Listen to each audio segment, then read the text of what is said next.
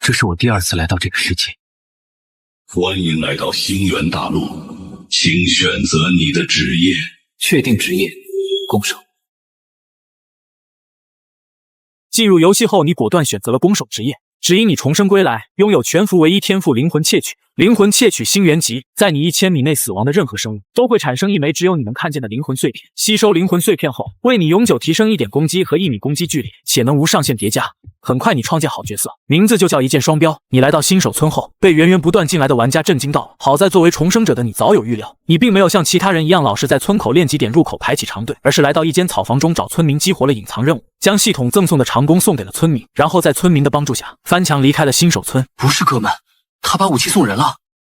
难道靠拳头打怪吗？你没有理会旁人的震惊，快速从村子的外围绕到了村口的练级点。现在星源刚刚开服，有大量的新手玩家挤在村口的练级点打兔子，这些都是0级的兔子。星源即便不拿武器，也能以极限状态锤死兔子。此时你的目光落在刚刚被锤死的一头兔子身上，只见兔子的尸体上飘起来灵，直接飞了过来，没入了你的体。你吸收了灵魂残片+1，你的攻击力+1，攻击距离+1，你心中一喜。接着来到练级点的最重要，站在原地，不停地吸取周围的灵魂碎片。由于练级的人很多，只10几分钟，你的属性便发生了翻天覆地的变化，攻击力和攻击距离远远超过了正常玩家，而且还在随着兔子的死亡而逐渐增长。就在你忙着吸收灵魂碎片时，一道声音从旁边传来：哥哥，这个弓手好可怜，你看他手里的长弓都已经丢了。瑶瑶，别闹，咱们自己都抢不到经验，哪有空带别人？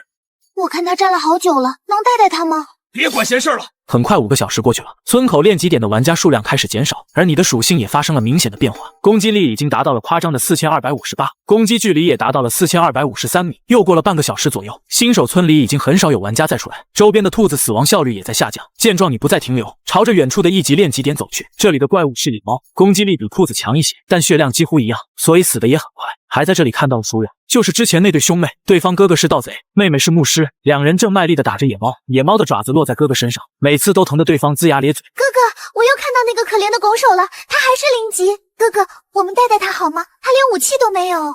老妹，你是不是傻？你哥的小匕首都快轮冒烟了，你还有时间心疼路人？妹妹闻言也不说话，只是对着你投来一个歉意的眼神。不过自家哥哥也很辛苦，给他奶一口吧。治愈数+61，一道绿光在哥哥头上升起，哥哥顿时眉开眼笑。咱们再杀2只野猫就能升级了，到时候哥带你去杀2级的怪物。好的，哥哥。那是什么东西？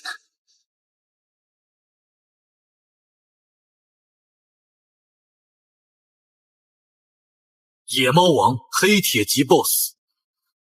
是什么东西？随着瑶瑶的一声惊呼中，突然刷出一只哈士奇大小的野猫。野猫王黑铁级 BOSS。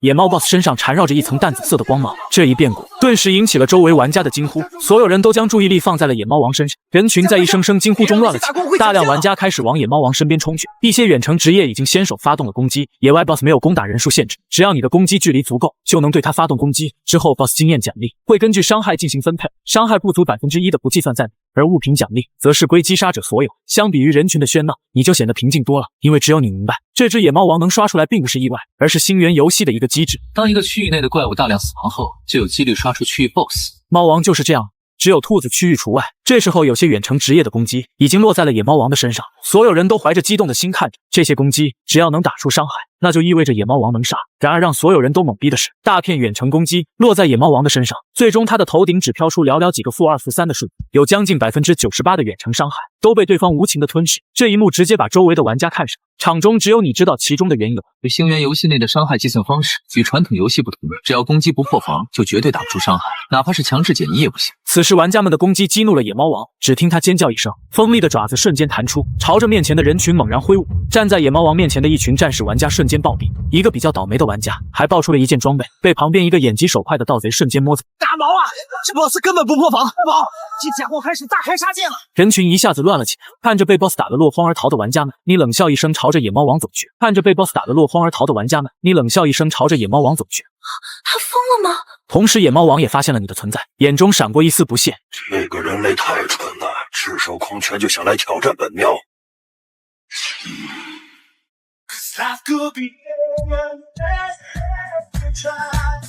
那些慌张后退的玩家也集体陷入宕机，之前那对兄妹更是惊得合不拢嘴。在众人震惊时，你的耳边响起游戏提示世界播报。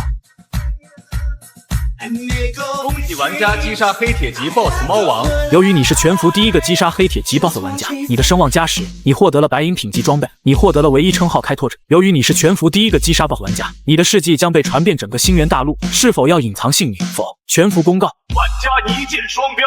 作为全服第一个击杀黑铁级 BOSS 的玩家，特此公告。特奖励白银品级装备箱，声望加10，唯一称号开拓者。所有人此刻的脑海中只有一个念头：这个一键双标是谁？该怎么和他取得联系？趁着玩家们还处在懵逼中，你以最快的速度将地上的战利品捡起，然后头也不回地离开了人群。此刻你躲在新手村的一个角落查看收益，你将升级给的10个属性点加到了体质上面。接着你看向物品栏中一件闪着绿光的物品，精致的野猫之靴，可能是手杀的缘故，让黑铁级的 BOSS 爆出了青铜级装备。不过现在你只有2级，还无法装备这双鞋。除了这件青铜装备之外，还有一个白银宝箱没有开启。你深吸一口气，随后便打开了宝箱，一道银白色的光芒亮起。这就是银月长弓。银月长弓品级白银，攻击距离加50%，攻速加10%。银月狂欢主动激活效果，10秒内射速提升至200%，冷却时间1小时。你眼前一亮，自己刚好需要。银月长弓附带的技能，完美弥补了我现在攻速不够快的缺陷，清场效率提上去了。收起银月长弓，你装成一个新手混入练级人群，你直接越过了野猫练级，朝着更远处的野狗练级点走去。这里的玩家也不再省事，但密集程度已经有了明显的下滑。你来到人群相对密集的一片区域，然后装模作样的朝着几处空子偶尔射出一箭。就在你安心收取灵魂碎片的时候，一个娇小的身影来到了你身边。双标大神，是你吗？你认错人了。不可能，我注意你好久了，你就是一箭双标。不可能，我注意你好久了，你就是一箭双标。你真的认错了？你不用骗我，我记得你的身形。大神，能不能给个好友位？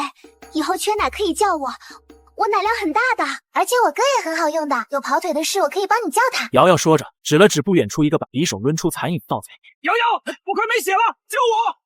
女孩听了直接一抬手，下一秒一道绿光从盗贼头上升起，血量加88。你见状眉头一挑，好高的奶量，这个等级的牧师能奶40点就不错了。但这个叫瑶瑶的牧师居然能奶88点，可以，你加我好友吧。我早就加了，我叫瑶瑶会晕车。前世的3大奶妈之一，号称人形泉水的晕奶瑶，可是上一世的晕奶瑶给人一股生人勿近的气息，和这个傻白甜模样根本就不一样，好吧。不过话说回来，眼前这个牧师是晕奶的话，那他就是剑人影。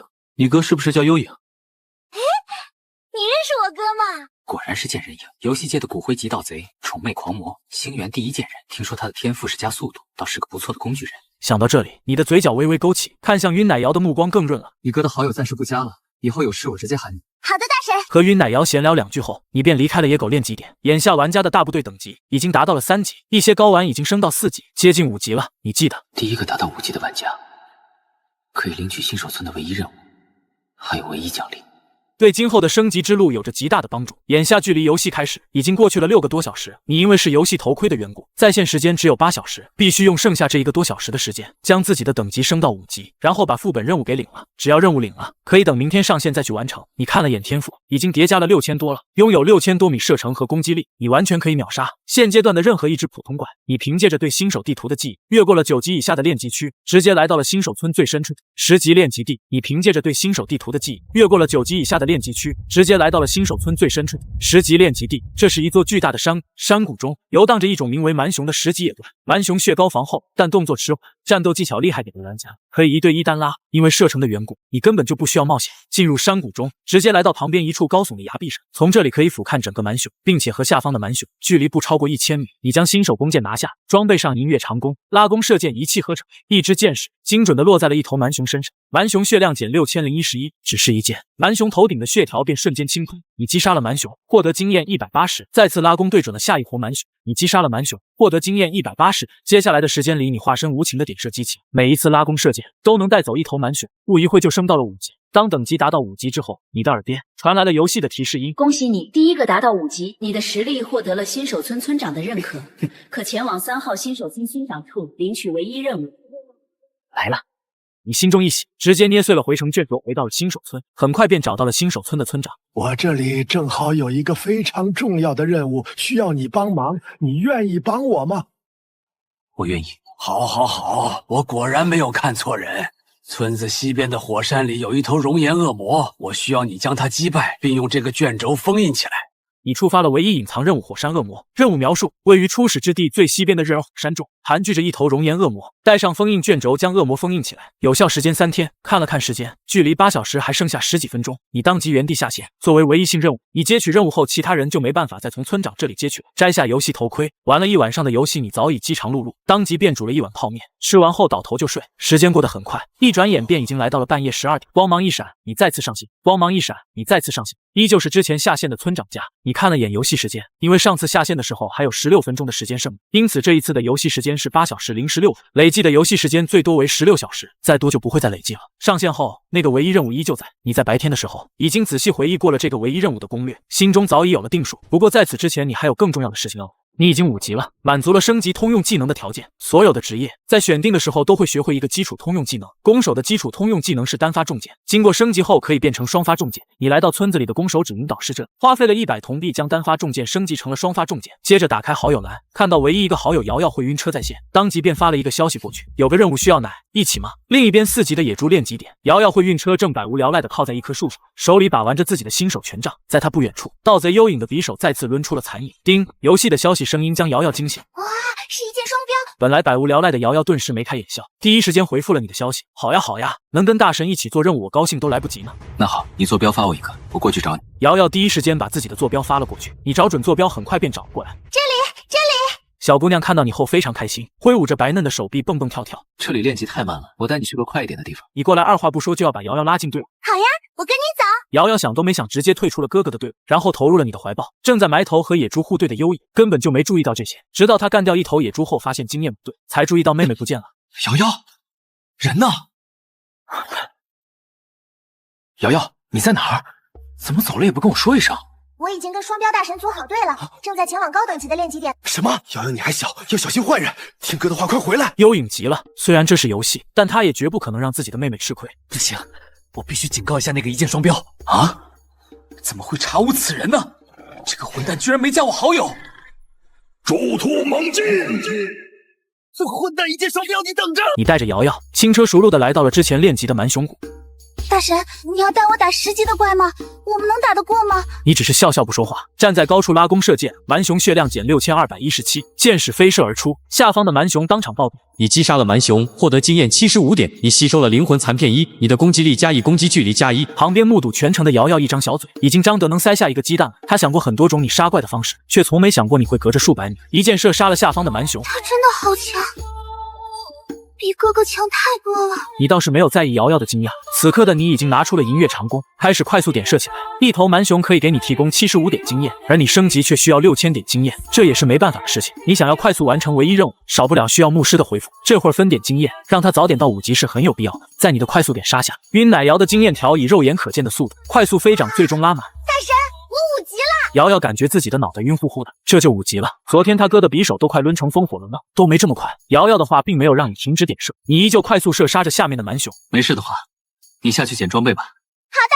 瑶瑶应了一声，然后便朝着下方的山谷走去。上一次忙着回村领任务，放弃了一地的装备，这次可不能浪费。10级的装备这个点或许不好卖，但爆出来的铜币是实打实的。你站在山谷上方继续点射，下面的晕奶瑶已经忙碌了起来。在你的快速点射下，下方的蛮熊再次被清空。正当你准备离开的时候，晕奶瑶的惊呼传来：大神出 BOSS 了！你闻言心中一喜，目光很快便找到了山谷中刚刚刷新出来的那道庞大身影。正在捡装备的晕奶第一时间就把信息发了过来。是青铜级的 BOSS， 我攻享灭版。技能蛮熊咆哮，大地践踏，野蛮冲撞，只能说不愧是10级的青铜 BOSS。这属性直接炸裂，一般情况下普通玩家根本就破不了。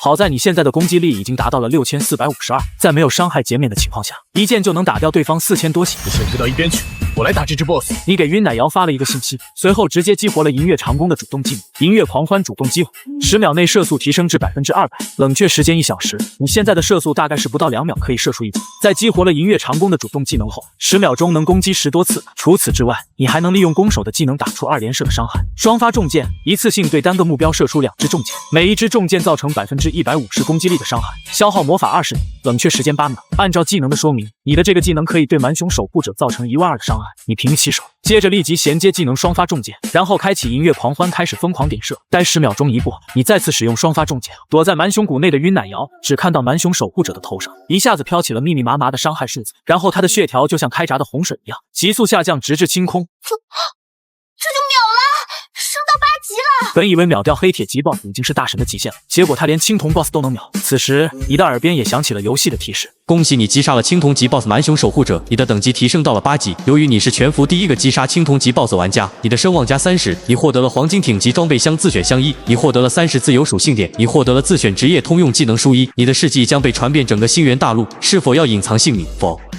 全服公告，玩家一键双标，瑶瑶会晕车。作为全服第一个击杀10级青铜 BOSS 的玩家，又是一遍响彻全服的公告，所有正在埋头刷怪的玩家们瞬间炸了。开什么玩笑？青铜 BOSS 还是10级的，野猪练级点。正在不停给妹妹发消息的幽影也愣住了，他本以为自家妹子是被人骗了，结果还真是去练级了，甚至还杀了一头青铜级 BOSS。一次是意外，二次就是真有实力了。但这小子拐走了我妹妹。瑶瑶，我们现在在哪儿？我来看看。哥哥，你不用来了，我已经跟着大神回村子了，还要给我升级牧师技能。新手村内，你带着晕奶瑶来到牧师导师这边，升级了一下治愈术。升级完后，你又将青铜 BOSS 爆出的一件装备转给了对方。地热项链，品级黑铁，魔力加10魔法恢复速度加30%。晕奶瑶的续航能力将会得到极大的提升，对你接下来要去做的唯一任务有极大的帮助。守护者皮甲，白银品质，佩戴等级是大地守护，受到第一次致命伤害时保留1点气血。这对你而言非常有用，能让你的小身板变得稍微厚实一点。除开装备，蛮熊守护者还爆出了600多个铜币，你给了晕奶瑶1半。跟着大神太舒服了。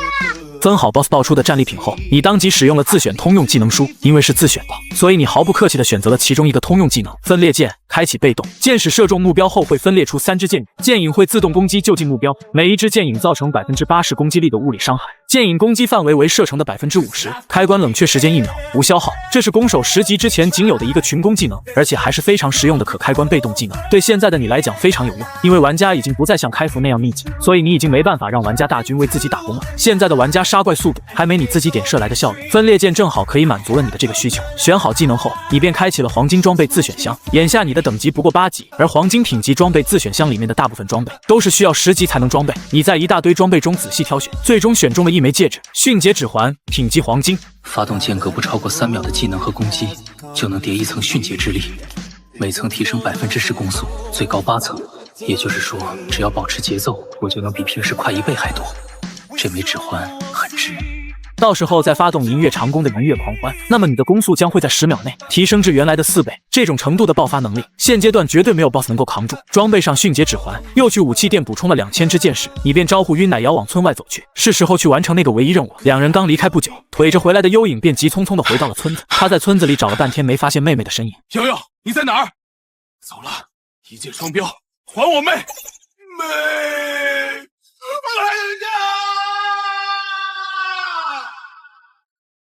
村外，晕奶瑶跟你2人组队往西面走。路上你看到野怪都会随手一剑秒掉，你也不去捡掉落的装备和铜币，只是单纯的为了叠一下天赋而已。要是哥哥在就好了，他跑得可快了，捡装备一点也不耽误事儿。你一愣，听晕奶瑶这么一说，你突然就有些异动了。见人影别的本事没有，跑路的本事那是一流。最近我的射程越来越远，捡装备总得跑一大段。要是真要自己来回1000米，实在太浪费时间了。可如果有人专门帮我捡呢？瑶瑶，你哥现在在哪儿？他呀，现在在新手村呢，怎么了？给他发坐标，让他过来。坐标发出去了。好，我们先赶路，以幽影的速度，很快就能追上来。果然，不到5分钟，晕奶瑶就告诉你他哥来了。你闻言停下了脚步，只见远处有一个黑色人影，正以极快的速度朝这里赶来。幽影的2条腿都抡出了残影，他是1秒钟都不愿意停歇。臭小子，离我妹妹远点，否则别怪我！幽影话未说完，就见一支木剑落在不远处的一头小鹿身上，小鹿血量减6841。哇靠！幽影的眼珠子都快瞪出来了。虽然已经见识过你的伤害，但那时候的你只能打4000不到，这会儿都快7000了。1天不见，这家伙怎么越来越离谱？你刚才说什么？太远了。我的意思是，大神，你让我过来有什么事吗？我的意思是，大神，你让我过来有什么事吗？哦，是这样的，听瑶瑶说你跑得很快，就想麻烦你帮我捡一下远处的装备，我自己捡不过来。什么捡装备？我堂堂 SS 级天赋的未来到贼王，不可能！不高兴，不干！捡来的装备卖掉后，我们55分成。不干是不可能的。成交。组队邀请。姐，爱你老妹。而且自己刚才也看到了对方的伤害，说装备捡不过来，幽影还真相信。现阶段的装备需求还是很大的，星源这个游戏在各国政府的大力推举下火爆异常，而游戏里面的爆率却非常感人，这就导致大部分的玩家到现在手里依旧没有几件像样的装备，就连你这样的大神身上穿的都是新手布衣，可想而知这个游戏的爆率有多么坑人了。幽影觉得为了让自己的妹妹能够过上好日子，自己辛苦点丢一点面子又能怎么样呢？有了幽影的加入后，你也不再停留，一边赶路一边点杀沿途的一切野怪，一路上你也终于见识到了幽影的移动速度，他居然比自己还快。要知道你现在的敏捷在装备的加持下已经达到了68点，在正常情况下这个属性已经堪比10级的全敏盗贼了。他动作比我想象的还要快，等级只有4级，却能在这种速度下把装备一件部落的捡起来，他的天赋到底是什么呢？不过有一点可以确定，真要让他一心跑龙，能追得上他的恐怕没几个。相比于你的惊讶，幽影早已满心欢喜。星源的爆率虽然很低，但你的杀怪速度实在是太快了，在绝对的数量加持下，爆出来的装备自然不在少数。嘿嘿，这把白板法杖卖个80铜币，给瑶瑶买个榴莲。又出武器，这个卖120铜币，再给瑶瑶安排一顿烤鱼。靴子买了正好给瑶瑶点个宵夜。三人边走边打，终于来到了新手村最西边的火山区域。因为你携带封印卷轴，你受到了火山恶魔考尔德的关注。你在火山区域内会受到火焰的持续灼烧，越靠近火山腹地，灼烧效果越强。前世这个火山恶魔的攻略早就被人研究透了，好在队伍里有一个牧师与奶瑶，眼下又多了一个幽影，攻略副本不成问题。幽影，你去把前面火山区域的火焰小恶魔都引过来。哼，没问题。瑶瑶，你稍微看着点你哥。大神放心。吩咐好两人后，你后退几步离开了火山范围。随着你的后退，头顶飘出的扣血数字也瞬间消失。幽影随后雄赳赳气昂昂地冲进了火山区域。片刻之后，一道人影从火山岩后面冲了出来，屁股还带着一股黑烟。完了，快帮帮我！这火山小恶魔是远程法师，瑶瑶救我！治愈术，一道绿光升起，幽影的血条瞬间拉满。经过升级的治愈术，比初始治愈术强了不是一星半点。幽影显然也被晕奶瑶的奶量给震惊了，差一点就被身后的火球术给击中。就在这时，一支箭矢从远处飞来，精准的落在最前方的一头小恶魔身上。箭矢在命中了小恶魔之后，瞬间一分为3，将旁边的3只小恶魔也瞬间秒杀。只是1秒钟不到，就有11只小恶魔被当场秒掉，剩下的几只小恶魔还没反应过来，又是一箭落下，场面顿时安静了下来。幽影一脸震惊的看着远处的你，这一路上他已经尽可能的高估你，但他现在才发现还是低估了。他一直这么厉害吗？你说双标大神啊，他本来就厉害啊！我明明也是 SS 级天赋，怎么有种上不了门面的感觉？小怪已经清理完了，接下来要去把火山内部的 BOSS 给引出来。吩咐了几句后，你便让幽影过去引怪了。火焰恶魔考尔德这个 BOSS 虽然是一个野外 BOSS， 但他也是有自己的活动范围的，所以把 BOSS 拉出来打很不现实。但你不一样，你的射程已经有7000多米了，这个距离横跨整个日尔火山都足够了。只要考尔德这个 BOSS 敢露头，你就能把他给秒了。而工具人幽影的唯一作用，便是把考尔德给引出来。一声闷响从日尔火山内部传来。紧接着滚滚浓烟冲天而起，伴随着这股声势，一道庞大的身形从中心岩浆中站起。渺小的凡人竟敢打扰伟大的考尔德沉眠！火焰恶魔考尔德，白银级 BOSS， 技能火焰咆哮，召唤恶魔，熔岩爆发。考尔德的声音犹如洪钟，震得整个日尔火山簌簌发颤。便是身在远处刷怪的玩家们，也都听到了这里的动静。一瞬间，区域频道便热闹了起来。看着比蛮雄守护者强很多，实际上强的只有血条，对我来说已经构不成什么威胁。在对方出现的第一时间，你就已经平日起手加双发重击。远处火焰恶魔考尔德咆哮连连，但他却无法离开火山的核心区域，因此只能将怒火宣泄在地面之上。考尔德巨大的双掌拍在地上，将周围的火山岩拍得4分5裂，就连地面也被砸进去了一大片。几剑之后，你的攻速也叠了起来。见状，你第一时间开启了银月长弓的装备技能，银月狂欢，攻速翻倍。这一瞬间，你手中的剑势陡然加速，以几个极其夸张的射速对着火焰恶魔考尔德发动轰击。密密麻麻的伤害数字从火焰恶魔的头顶飘起，他的血条就像开闸一样快速下降。一旁的幽影看的人都傻了，不到半分钟，火焰恶魔的血条就被清空。我不甘心，劳伦瑟大人，我失败了。你成功击败了火焰恶魔考尔德，请尽快封印他的恶魔核心。恶魔核心正悬浮在尸体旁边，散发着邪恶的火光。你拿起封印卷轴，一把拍在了恶魔核心上。你成功封印了火焰恶魔，任务已完成。看着唯一任务后面显示的已完成字样，你的心中也有一些激动。这次首杀直接爆了2件黄金级装备和1件黄金级道具。恶魔法杖，品级黄金，主动激发可召唤小恶魔，根据自身魔力召唤3只火焰小恶魔协同作战。法力燃烧被动激发，施法时消耗2倍魔法，使法术威力提升为原来的130%。很显然，这是一件炮台法师的极品装备，召唤出来的小恶魔可以当肉盾用。法力燃烧又能提升输出能力。恶魔项圈，品级黄金，主动激活魔体豁免，开启后解除自身所有负面效果，冷却时间1小时。气血燃烧被动激活，佩戴后气血上限变为原来的90%抗性加50%。除了2件装备外，还有一件黄金级道具，恶魔的低语，品级黄金，一次性使用道具，使用后可迷惑一名指定敌人5秒钟。有了这件装备，对你后续要做的事情有极大的帮助。这时你才注意到火山区域外已经站满了玩家，人群中走出一名身形高壮、满面络腮胡的中年男子。你们好，我是霸天公会的副会长霸天一刀。刚才是你们在打这只 BOSS 吗？幽影和晕奶瑶都没有说话，而是将目光看向这一幕，让霸天一刀心中顿时明了。看来这3人是以一剑双标为首的。双标兄弟，有没有兴趣加入我们霸天公会？我给你一个堂主之位。此话一出，周围看热闹的人群顿时发出一阵惊呼。只给双标兄弟一个堂主的位置？哼，我看你别叫霸天一刀了，叫多砍一刀得了。众人见状又是一声惊呼，是游神公会的会长游神当天。一剑双标，只要你来我们游神公会，我做主让你当第1长老。如果你表现好，我可以提拔你成为副会长。哇，副会长！前世这个游神公会可没少恶心人，和邪神勾结、背叛玩家的血色画面至今还在眼前，现在竟然还想邀请我加入，真是可笑。要不是等会儿得回去交任务，你现在就打算开 PK 把游神当天给秒了。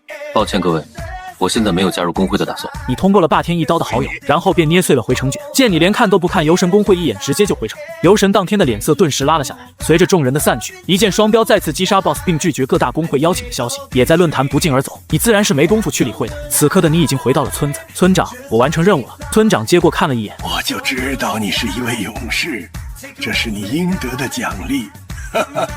丁，你完成了唯一任务火山恶魔，你获得了唯一道具天使之翼。天使之翼可进行灵魂绑定，绑定后能控制双翼自由飞翔，可升级。前世那个令人眼馋的唯一装备，只有第一个完成唯一任务的人才能得到它。你心念一动，身后的翅膀轻轻一颤，你整个人便腾空飞了起来。周围正在做任务的玩家们纷纷惊呼起来。初次体验飞行的你高兴的不行，一直过了半个小时，你才不情不愿的落了下来。恭喜你，你的等级提升到了10级。你的神色有些恍惚，前一世你升到10级用了整整10天左右，可这一世却只用了2天时间达到10级。全服公告，有玩家等级升到10级，等级排行榜开启。全服公告让全体玩家又懵了。开什么玩笑？我才4级，有人居然10级了！差距有那么大吗？开什么玩笑？我才4级，有人居然10级了！差距有那么大吗？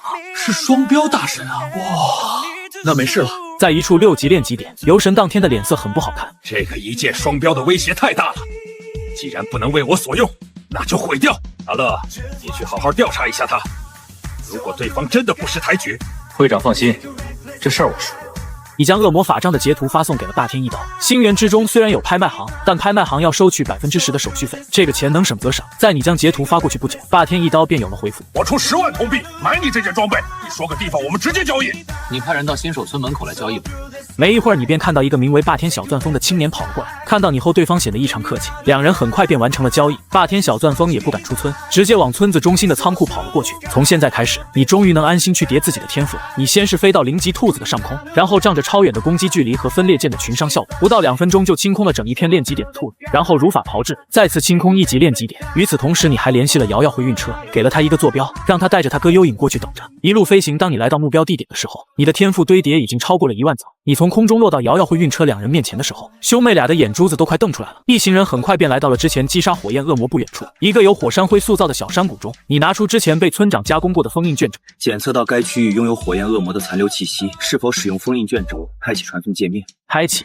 玩家一剑双标开启了副本恶魔之息，所有5级以上玩家可进入副本冒险。在副本开启不到半分钟，你的好友栏便传来了消息提示：兄弟，我们公会想要拿下这个副本的首通，你能不能帮忙一下？兄弟，我们公会想要拿下这个副本的首通，你能不能帮忙一下？要什么报酬你自己说。可以，不过副本内的装备要由我分配，事后再给我10万铜币。没问题。霸天一刀想都不想就答应了，只要能拿了副本首通，全服公告的效果是多少广告费都换不来的。在霸天一刀赶来的期间，陆陆续续有在附近练级的玩家到来，他们看到你3人后，很快便认出了你的模样。几个模样不错的女玩家当即便迎了上来。大神，对吗？我们队都是小姐姐哦。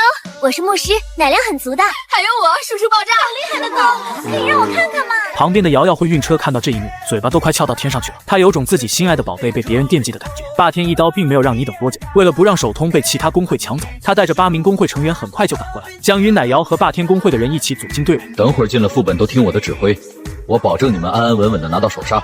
放心，我已经交代过了，谁不听话你直接踢了就行。双标大神，我还没上车呢。霸天工会的人能捡装备，暂时不用你。你说着便带头进入了副本，留下幽影在原地凌乱。好你个一箭双标，又带着我妹跑了，真是气死我了！即将进入副本恶魔之息，请选择难度，地狱级难度已经选择，正在传送。随着游戏的提示，你一行人瞬间进入了地狱级的恶魔之息副本中。刚一进入副本，就有一股灼热之息扑面而来，让众人一阵不适。这时候霸天工会的人也发现了不对劲，怎么进的是地狱级副本？双标兄弟，这是地狱级，我需要的东西只有地狱级能爆出来。听到这话，霸天一刀当场就闭上了嘴巴。只是霸天工会的其他玩家有些忍不住了，他们虽然面上不说，但私聊群内却纷纷吐槽起来。你个一箭双标搞什么啊？他们虽然面上不说，但私聊群内却纷纷吐槽起来。你个一箭双标搞什么啊？刷都没刷过就选最高难度，这是想闹吗？先试试吧。他既然敢选这个难度，应该是有把握的。听到霸天一刀这么说，其他人也没办法，只能暂时闭上了嘴巴。你自然是不知道霸天工会的人在小群中议论自己，你现在的注意力已经落在了副本的信息上。地狱级的恶魔之息副本，前世也不是没下过，只不过在最终的 BOSS 面前倒下了。那个 BOSS 非常克制近战，导致你的能力发挥不出来，最终团灭。现在不一样了，你将银月长弓拿在手里，对着队伍中一个盗贼模样打扮的人说道：“盗贼，去前面引一下怪，奶妈盯着他的血量，其他人准备捡装备。”盗贼开怪。不应该是全血战士扛伤害吗？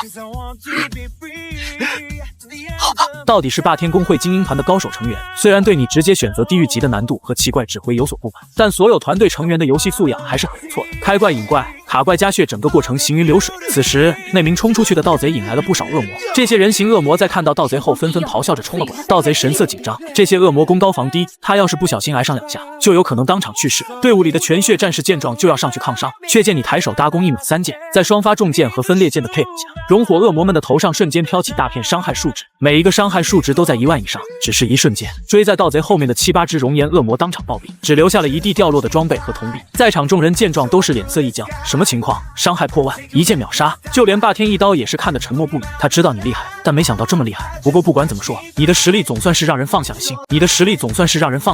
还愣着干什么？还不快去捡装备？众人这才惊醒，全血战士更是第一个冲了上去，将掉落的装备捡了起来。至于盗贼玩家，则是继续溜达开怪，将所有的熔火恶魔引了出来。不到1分钟，整个谷口的熔火恶魔都被你清理干净。这刷怪的效率，即便是见过了大场面的霸天工会精英团，也是看得一阵啧舌。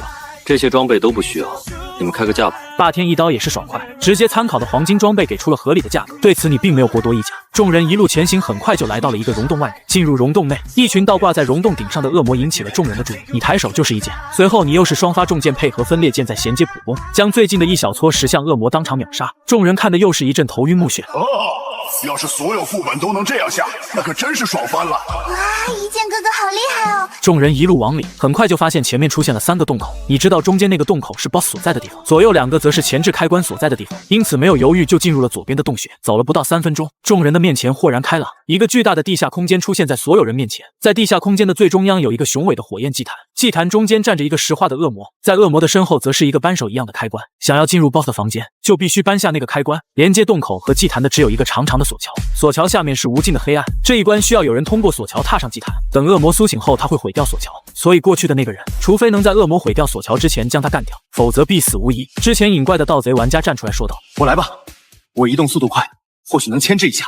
我来吧，我移动速度快，或许能牵制一下。”你点点头，示意对方可以开怪了。盗贼玩家见状，立马冲向了中间的祭坛。当他穿过索桥踏上祭坛的那一刻，一道沉闷的怒吼在众人耳边响起：“卑劣的人类！伟大的火焰恶魔劳伦特大人，不是你能打扰的！”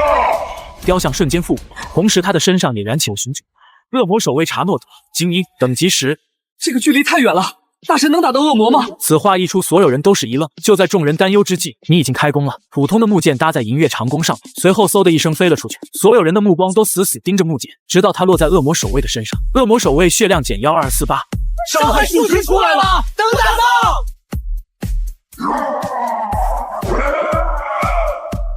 恶魔的虫子，过来和我一战！在你的攻击下，恶魔守卫只坚持了不到8秒就饮恨倒下。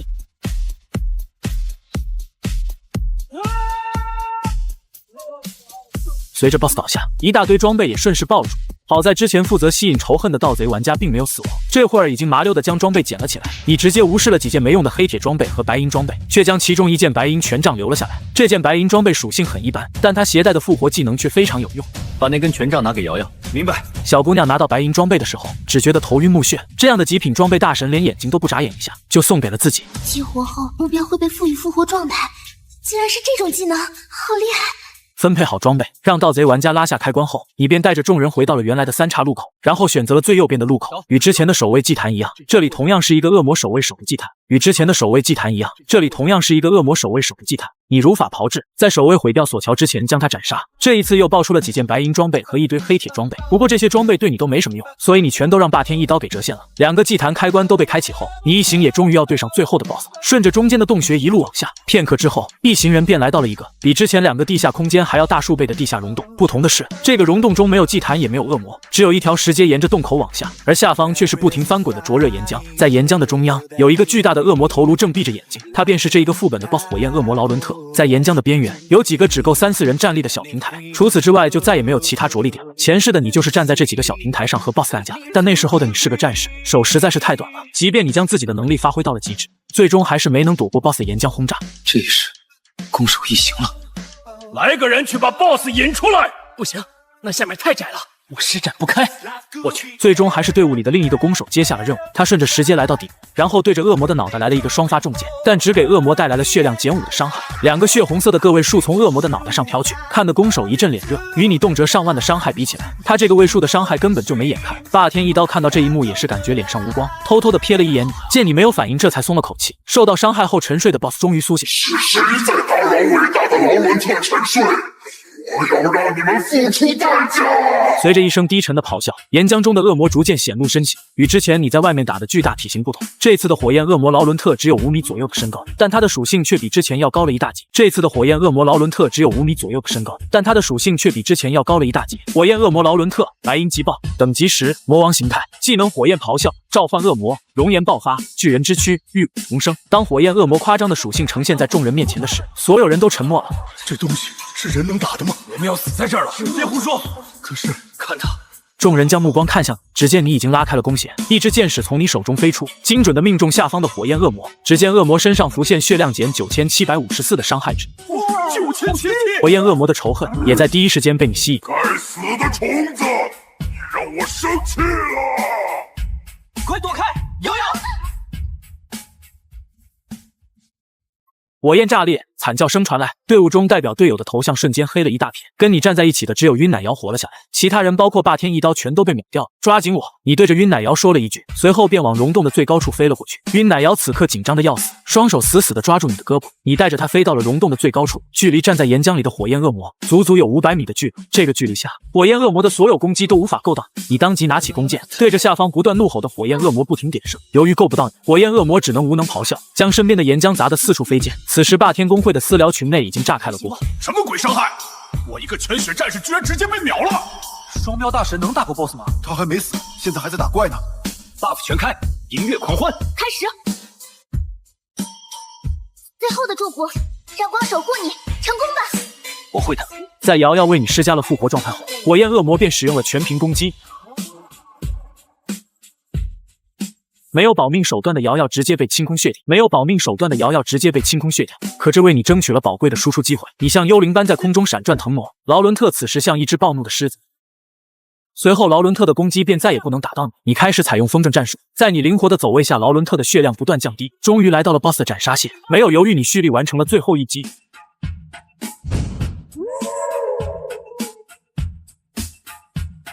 被团灭的众人不禁担心你的情况，可还未等到复活，就听到耳边传来了游戏的提示：您所在的队伍已成功通关。1级副本通关？不可能吧！一箭双雕，遥遥会晕车，霸天一刀等玩家首个通关地狱级副本恶魔之息，其事迹将被整个星源大陆记载。悬浮通告的提示直接把霸天一刀众人给整懵了。从他们开怪到现在跑时，前后不过3分钟左右，结果恐怖的最终 BOSS 居然已经被你给杀了，这未免也太快了。与此同时，另一个普通级副本中，游神荡天正带着工会的精英小队在鏖战最后一个 BOSS。与地狱级不同，普通级的 BOSS 是站在一大块平地上，面板属性也差了108000里，只要合理拉怪难度并不会很大。会长，看来这次的首杀要归我们游神工会了。没错。游神当天的马脸上露出一抹笑容。霸天一刀那个蠢货，估计还在舔一件双标的屁股。玩家一键双标，霸天一刀公会完成恶魔之息首杀。什么？旁边的成员突然眼珠子一瞪，大声喊道：“会长，他们通关的是地狱级！会长，他们通关的是地狱级！”正在打怪的精英团成员们悚然一惊，手中的动作不由得慢了半拍。结果正在发狂的 BOSS 瞬间就秒掉了几个脆皮职业，又反手锤死了抗伤害的战士。场面失控之下，整个团队很快就团灭。副本入口处，游神当天右手死死捏着队员的脸蛋，面色狰狞道：“谁让你喊那么大声的？会长，我错了，疼！”丁，你击杀了白银包火焰恶魔考尔德，获得0经验。你撇了撇嘴，10级之后只有完成新手试炼进入主城后，才能继续获得经验。你之所以还留在这里，一方面是为了副本的手通奖励，另一方面也是为了新手村隐藏的那个黄金宝。众人的身影在副本门口浮现，你看了几眼物品栏里的装备，随后将其中的1件黄金装备和4件白银装备卖给了霸天一刀，而你自己则是留下了2件装备：火焰之血品级黄金，装备等级10，主动激活火焰路径，10秒内移动过的地方会留下一条火焰路径，对行走在火焰路径上的敌对目标造成每秒50点气血的灼烧伤害，冷却时间1小时。地狱石项链品级黄金，魔力加50，抗性加20，魔法恢复速度加20%，主动激活地狱火环，消耗30%，最大魔法值为自己施加一个火环防御，临时提升抗性100点，并格挡100点远程攻击伤害，直至火环破碎。双标大神，真的太感谢你了，就差1点首杀就是游神公会的了。公平交易罢了。你和霸天一刀打了招呼，又跟晕奶瑶交代了几句后便下线了。下线前你看了一眼等级排行榜，位于榜首的依旧是你，排在第2的是晕奶瑶，他因为一直跟着你的缘故获得的经验不在少数，已经升到了9级。排在第3的是幽影，这小子也跟了你一段时间，现在的等级是8级。摘下头盔，你拿起手机看了看卡里的余额，当看到上面7位数的余额时，你的脸上终于有了发自内心的笑容。随后又花了99万在网上预定了一个游戏舱，与游戏头盔不同，游戏舱可以多玩2个小时，这对于别的玩家来说可能只是多点经验，可对你来说那妥妥的是多叠2小时的天赋啊！之前是没钱买，现在有钱了，自然不会浪费这样的机会。工作人员的效率很高，你吃完饭回去没多久，就有人上门过来安装了。1个多小时后，游戏舱顺利装好。有了游戏舱后，你就能再次上线了。上线后，你来到村长面前。是你来了呀，村长，我想要进行新手试炼。那么你想要进行什么难度的新手试炼？该试炼结果将直接影响你未来的成长之路，请慎重选择。红色的警告字样异常刺眼，但你根本不在意。你将注意力放在弹出来的选择面板上。地狱难度，怪物血量6400%，全属性300%。我选地狱难度。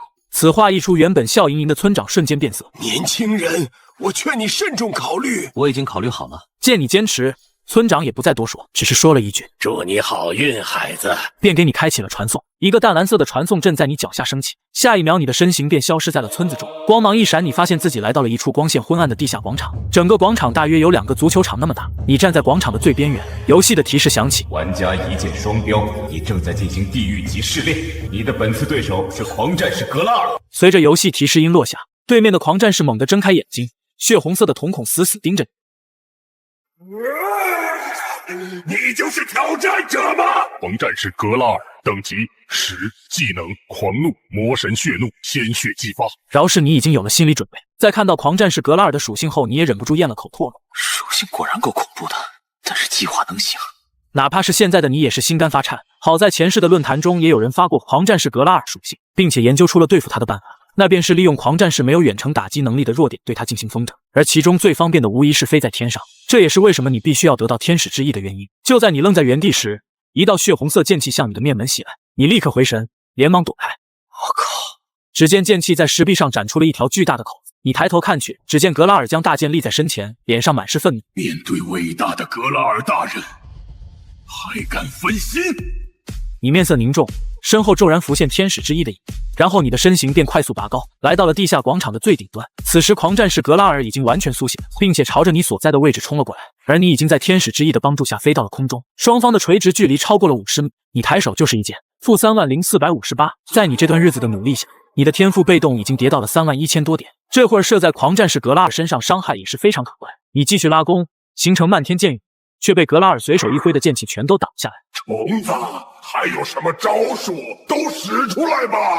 你继续拉弓，形成漫天箭雨，却被格拉尔随手一挥的剑气全都挡下来。虫子，还有什么招数都使出来吧！眼看攻击不起作用，你立刻激活技能银月狂欢，攻速提升200%，继续射箭。格拉尔将大剑横在身前，挡住了大量的箭矢，但还是有部分箭矢命中，造成了伤害。你是在给格拉尔大人挠痒痒吗？你表情冷峻，一言不发，手中的弓弦拉出了残影，密密麻麻的箭雨射向格拉尔，却被格拉尔随手几下都挡住了。不陪你玩了，狂怒！随着格拉尔的一声怒吼，格拉尔使用了技能狂怒。你此刻面色凝重地看着格拉尔，随着格拉尔挥剑，一道横跨整个地下广场的剑气向你袭来，你急忙躲开，剑气直接斩碎了你后方的石壁，你心中骇然，这他妈什么威力？随着格拉尔连续挥剑，无数道血红色的剑气朝你袭来，你连忙扇动翅膀，在空中狼狈地闪躲。你像一只惊弓之鸟一样，疯狂躲闪着这些密密麻麻的剑气，剑气每击中一次石壁，都会产生巨大的轰鸣声。看着你狼狈的模样，格拉尔忍不住嘲讽：怎么了，小虫子？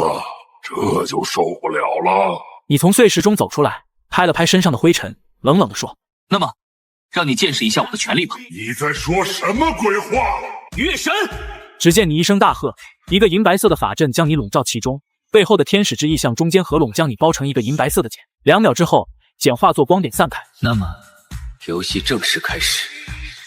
这是集齐银月长弓和天使之翼才能解锁的月神形态，也是你作为重生者真正的底牌。月之灵啊，请回应我的呼唤！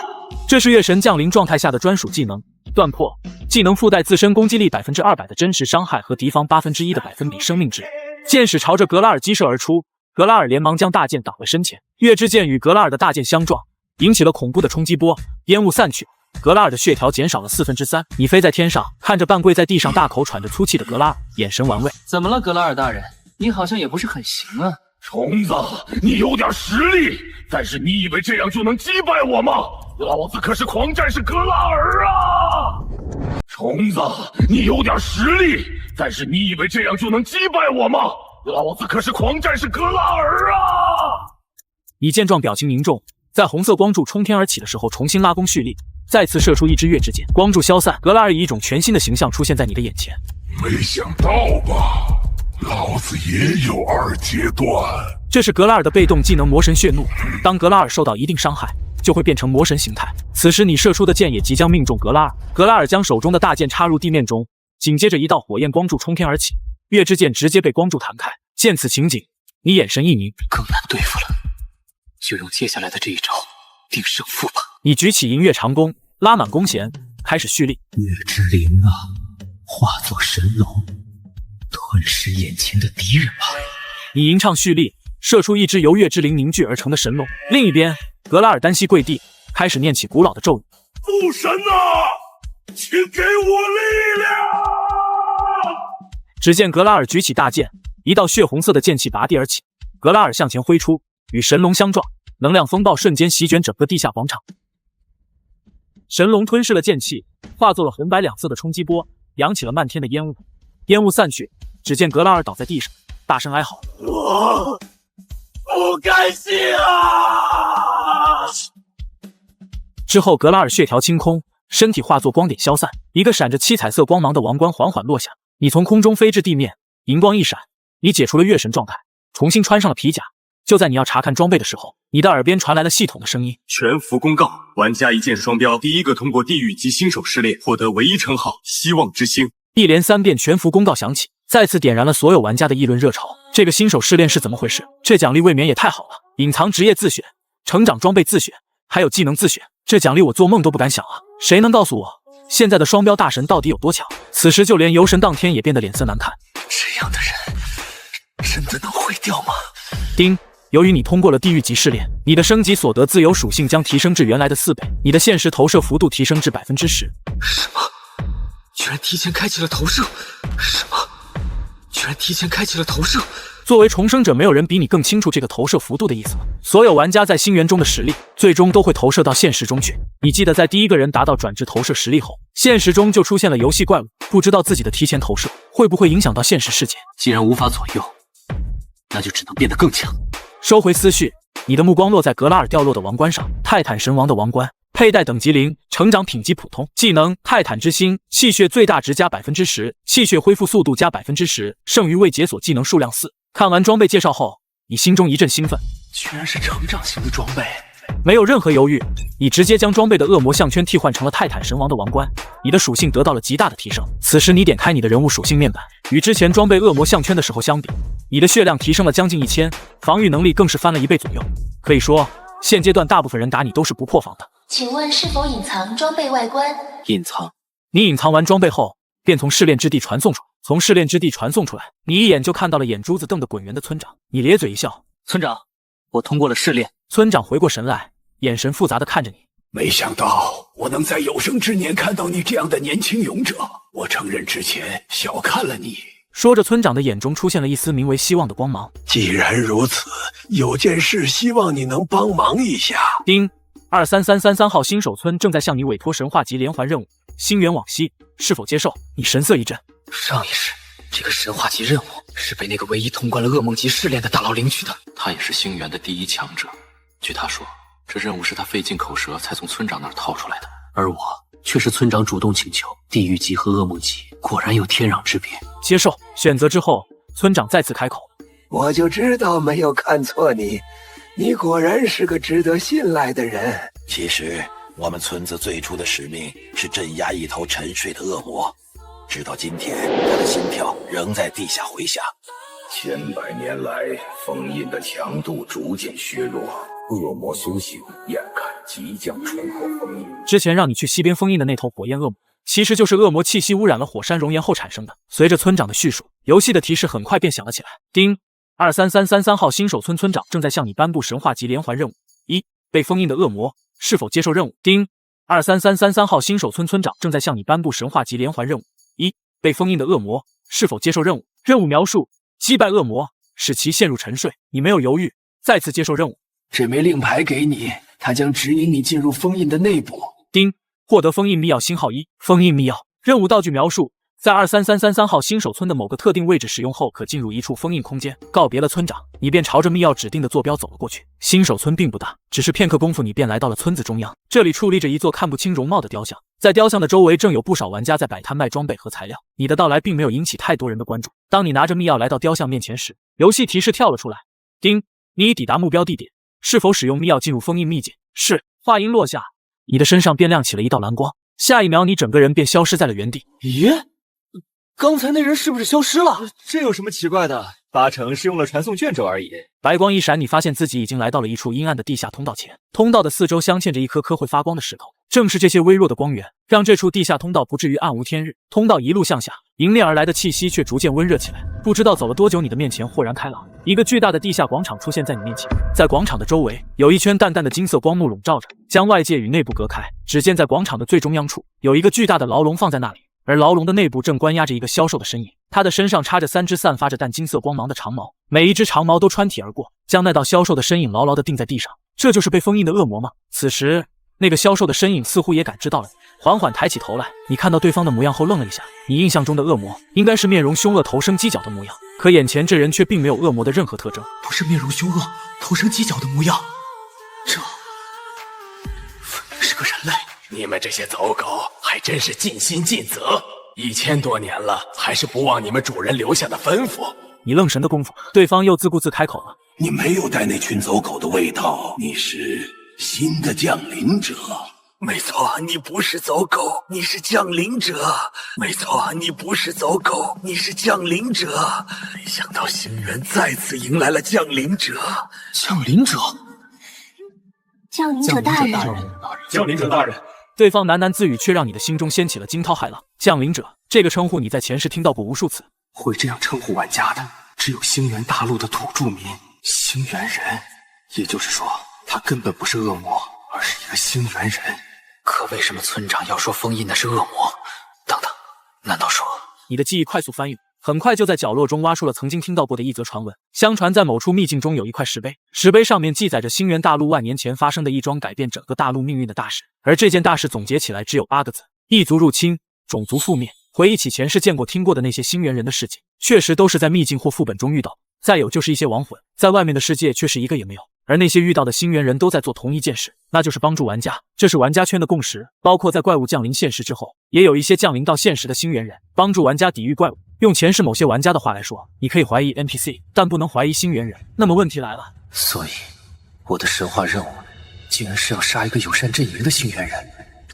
对了，看一看对方的属性就知道了。恶魔领主范伦尔，黄金级 BOSS， 等级10，技能赤火之拥、恶魔谷雨、巨魔之躯。你还没看完属性面板，范伦尔就开口说道：“可惜你只是个弱小的基础职业者，你太弱了。把你们一族的强者找来，我不跟弱者对话。”你一愣，自己好像被看不起了。你冷笑一声，抬手对着范伦尔就是一个平加双发重击。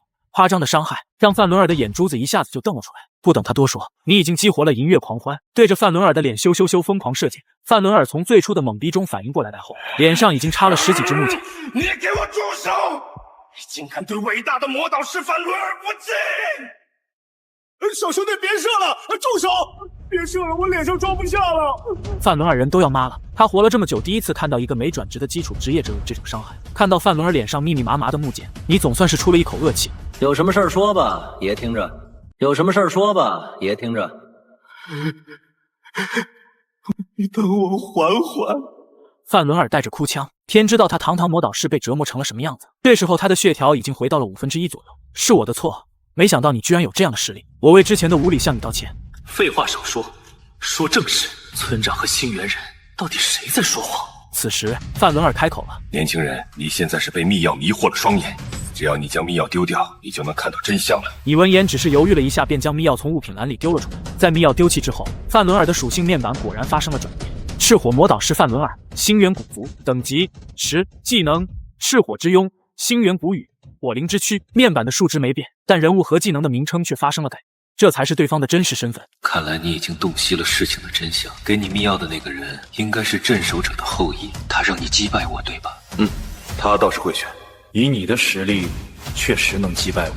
不过，他和你们降临者终究不是一路人，你可能不明白。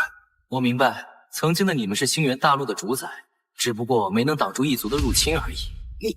范伦尔愣住了，目光直勾勾地看着你，仿佛在思考你是怎么知道这事儿的。良久，他的脸上多了一份真挚的笑容。看来我族重回星源大陆的机会来了。年轻人，既然你清楚那些入侵者的历史，你应该明白该怎么做吧？如果可以，我请求你能恢复星源大陆最初的辉煌。丁，誓言魔导师范伦尔向你发布了神话级连续任务，光复星源，是否接受？你一愣，又是一个神话级连续任务。这种级别的任务之前也只在论坛上见过，现在却接二连三地出现在我面前，这就是顶级玩家的待遇吗？如果接受这个，之前的任务是不是需要放弃？理论上是的，但我可以让你同时完成。怎么做？很简单，你杀了我。很简单，你杀了我。范伦尔在说这话的时候，脸上露着释然的笑容，仿佛在说一件与自己无关的事情。你有些动容。为什么？范伦尔低声自语，脸上的笑容收了起来，露出一副追忆的模样。因为希望，这么多年来，我在你身上看到了仅有的希望，所以我愿意用自己的生命助你一臂之力，只求你在有能力的时候光复整片星源大陆。你看着范伦尔久久不语，最终你认真地点了点头。我答应你。谢谢，这是最后的助力。话音落下，范伦尔的身上突然飘出了一道淡淡的火苗，这朵小火苗穿过牢笼，透过淡金色防御罩来到你面前，最终在你惊讶的目光中一头扎入胸口。获得范伦尔本源之火，开启通用魔法与火系魔法资格，魔力加500。我操！魔法弓箭手！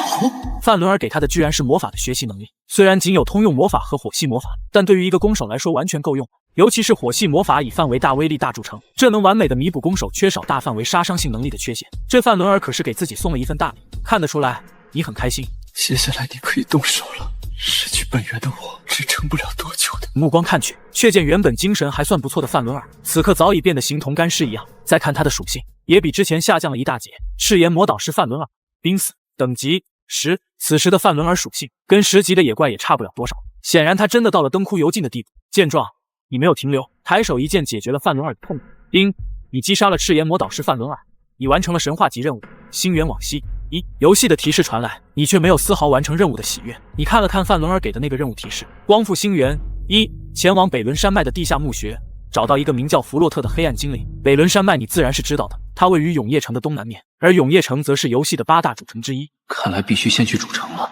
离开新手村后，可以绑定相应的主城作为自己的复活点。关闭任务，你重新拿起地上的密钥。范伦尔已经死亡，这里再待下去已经没有意义。意念一动，密钥带着你瞬间消失在了原地。当你再次出现的时候，已经回到了那个无名雕像面前。是时候去交任务了。再次来到村长面前，你不得不戴上有色眼镜观察眼前的村长。不过村长并没有表现出任何异样。年轻人，你果然是一名强大的勇士。你完成了神话级任务星源往昔，你获得了圣光源泉，对神圣系物品极强增幅，对邪恶生物相反，看来是个好东西。你刚拿到圣光源泉，突然发现与自己灵魂绑定的天使之翼传来一阵悸动，你能够清晰地感知到天使之翼在快速提升。当一瓶圣光源泉消耗完的时候，原本只有2亿的天使之翼赫然成长到了4亿，能力在原来的基础上直接翻了1倍。4亿太过招摇，还是维持原有形态吧。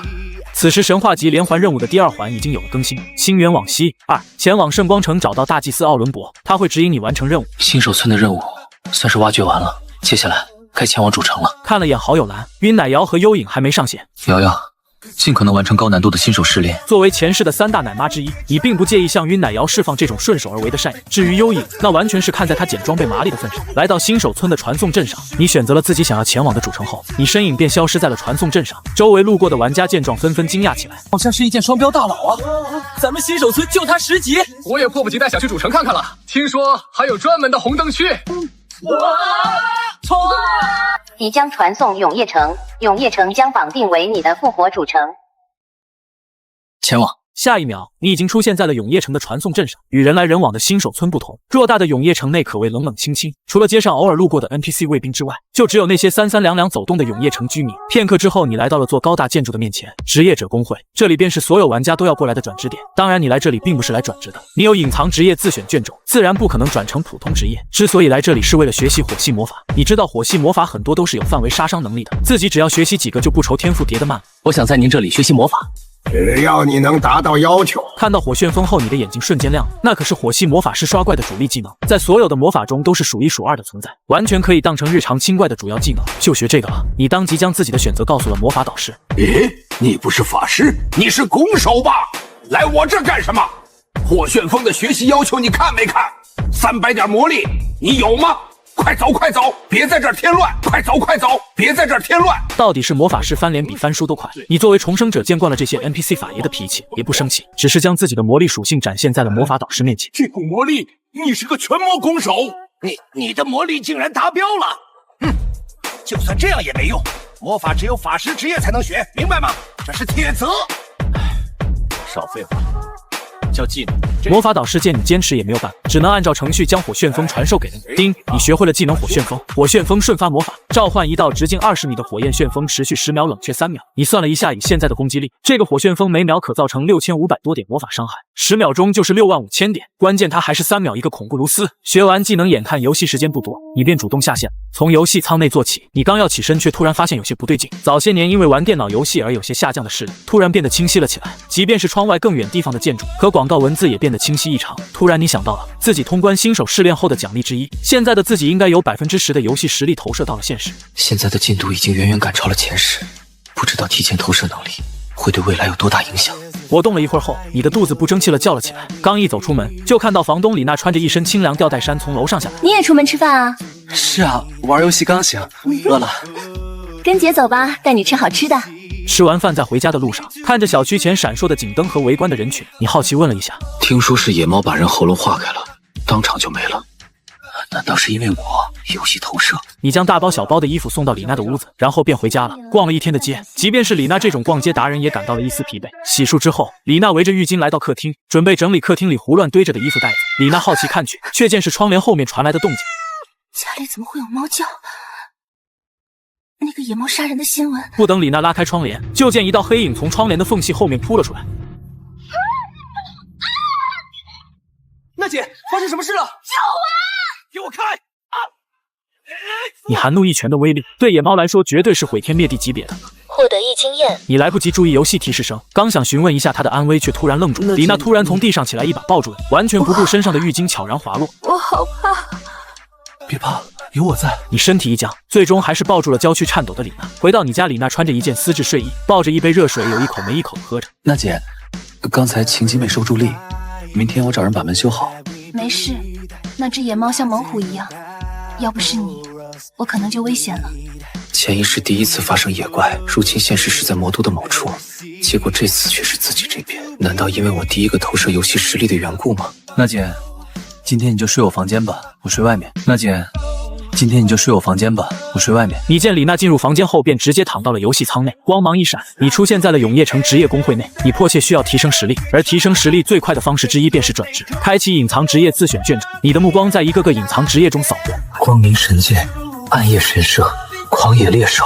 突然，一个隐藏职业的介绍吸引了你的注意力。浩苍神社，这是一个被苍天眷顾的职业，它的一切攻击都无法闪避，且拥有超远距离的侦察能力。这对你来说几乎和量身打造没有区别。你选择了转职为唯一隐藏职业浩苍神社。随着你的决定，你的任务栏中也多了一个转职任务。转职任务：浩苍神社，击杀5个等级不低于自己的黄金级 BOSS， 收集1000根苍蓝海燕的羽毛，通关英雄塔第10层。3个任务条件看得你眼皮子直跳。你看着这3个条件，仔细琢磨了一下，最终觉得第2个收集苍蓝海燕的羽毛应该是现阶段最简单的任务。在永夜城内买了一些红蓝补给后，你便找准方向离开了城池。此时的你正在疯狂刷天赋被动，火旋风的覆盖范围非常广，而且冷却很短。你飞在空中，每3秒就往下方的怪物群中丢下一个火旋风。你就这么绕着永夜城不停地绕圈丢火旋风，没过多久，被动的叠加层数就超过了5万。这时候你收到了晕奶瑶的消息，见兄妹俩都完成了困难级试炼，发去了一道祝贺，你便关闭了聊天框。你的耳边突然传来了游戏的提示：恭喜玩家游神当天全服，首个完成转职。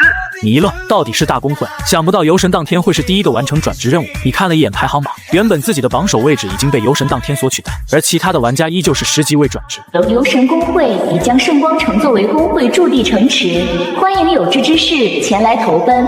消息一出，下方疯狂跳动的世界发言都是舔游神当天的，这让刚刚完成转职心情大好的游神当天脸上笑容更甚。他看向公会的骨干，那个一箭双标联系的怎么样了？会长，那家伙设置了拒绝好友申请，我们根本联系不到他。废物，这点事都做不好。吩咐下去，遇到那个一箭双标，先邀请他进公会，要是他不愿意，就把他列入黑名单。我倒要看看他怎么跟我玩。是。你看了看已经叠加到15万的被动，心想是时候去做转职任务。在刷怪的期间，你终于刷出了2件自己还空缺的装备，分别是头盔和下装。墨角羚头盔，品级白银，等级10，羚羊头骨，被动激活，头部受到的伤害额外减少 5%。另一件是下装，风魔狼皮裤，品级白银，等级10，魔狼锋刃，主动激活，发出一道伤害为300点的锋刃攻击敌人，攻击范围不超过100米，冷却10秒。请问是否隐藏装备外观？隐藏。你将装备外观隐藏后，看了眼地图方向，你朝着永夜城的东面飞了过去。一段时间后，你的视线中终于出现了蔚蓝的海平面，而你的面前也出现了淡蓝色海燕的身影。苍蓝海燕，等级30，技能飞燕俯冲，海之波动。作为30级的脆皮野怪，苍蓝海燕的血条和防御能力都不是很强，它们最难缠的还是速度，但对你来说根本就不是事。火旋风启动，大量的苍蓝海燕死在火旋风之中，它们甚至来不及对你发起攻击，只不过羽毛的爆率实在是太低了，你每击杀10只苍蓝海燕才能得到1根羽毛。又是一批苍蓝海燕死亡，落下的羽毛被你收了起来，575根。此时周围的苍蓝海燕已经被你刷光，只能等系统自动刷新了。闲来无事，你正准备去其他地方刷一下野怪叠天赋，却突然看见下方的树丛中有一个人影在缓缓移动。你好奇飞身落在了对方面前，这是一个受伤的士兵，他的下半身全是血迹，脸色苍白如纸，一看就是命不久矣的那种。是人类冒险者。你的突然出现显然是吓到了对方，不过看到是人类后，对方明显松了口气。冒险者，我请求你帮我传达一个信息，我快不行了。丁，永夜城侦察兵卡麦尔向你发布任务，最后的消息，是否接受？最后的消息，卡麦尔发现海族在某处岛屿上集结了兵力，似乎要进攻永夜城。你要将这个消息传达给永夜城城主，他会给予你丰厚的报酬。这任务是……你一愣，脑海中情不自禁地回忆起了前世发生在永夜城的一件大事——海族进攻。想到这里，你当即便接受了这个任务。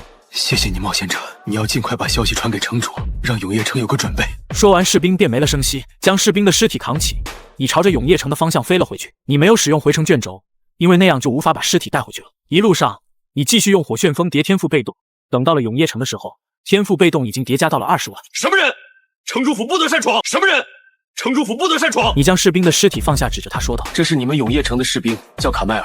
他在死之前，让我向城主传第一个重要的消息。”在对方的带领下，你很快便来到了城主府内。这是一处空旷的大殿，在宝座上，一名英姿飒爽的女子正淡淡的看着你。冒险者，你来此所为何事？你对这个永夜城的女城主并不陌生，据说她拥有着王室血脉，名叫伊丽丝。前一世游戏投射到现实之后，这位女城主也成功进入了现实世界，并且率领一众士兵帮助人类共同抵御怪物的入侵。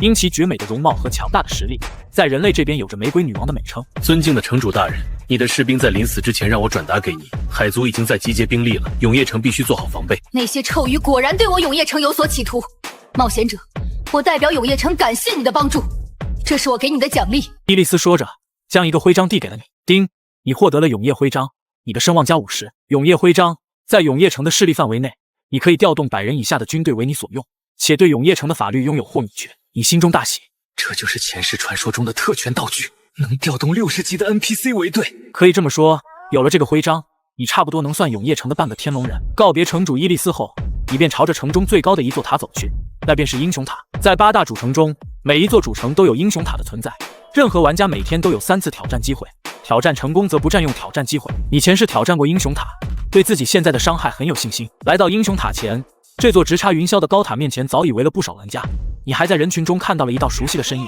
那人不是别的，正是霸天公会的副会长霸天一刀。这时候你才想起来，前世霸天公会就是入驻永业城的。这时候霸天一刀也看到了你。双标大神，你怎么也在这儿？我是来挑战英雄塔的。目前还没人闯过第2层，据说那里的英雄才11级。我知道，先进去看看吧。你说着，便挤开人群进入了英雄塔内。这就是一件双标，我看也平平无奇。听说他和我们差不多，还想挑战第2层，做梦！真不知道哪来的自信，等着看他被打回原形吧。一阵华光之后，你的身形出现在了一处巨大的擂台上面。擂台的面积非常广阔，在你的正对面，有一道全身漆黑的身影正在逐渐显露模样。对方穿着一套青色铠甲，古朴的头盔将他整张脸都包裹在其中，只露一双冷漠的眼睛。暴风战士，等级10，技能暴风突进，狂卷之风，死亡烈风。作为英雄塔的第一个守关英雄，你对暴风战士的属性再了解不过，只是看了一眼，你便失去了兴趣。你当即便拉弓射箭，暴风战士连哼都没哼一声，当场倒地。英雄塔外，我赌1分钟，那可是暴风战士啊！攻守被近身救凉，这道理谁不懂？喂，看那边！3秒，我喷嚏都没打完，让一个大神打了40分钟，这还是人吗？第1名，一箭双标，1层用13秒。看到这个排名的玩家们集体冒烟了，开什么玩笑？上一个人鏖战了40分钟才干掉英雄塔第1关的首关 BOSS， 结果你一箭双标3秒干掉了。还有往返吗？还有天理吗？恭喜你战胜了英雄塔第10层守将，你获得了技能强化卷轴星号1。看着第10层的守将逐渐溃散，你总算是松了口气。看了一眼转职任务的条件，还剩下最后1环任务，你没了留下继续挑战的心思，意念一动便退出了英雄塔。刚一出塔，无数道炙热的目光便落在了你身上。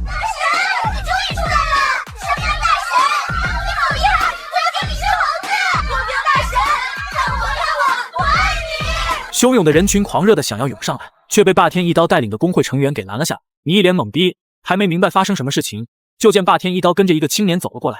你好，我是霸天公会的会长霸天玄战，很高兴认识你。你好，久闻大名。你对霸天公会的印象不错，和对方握了握手。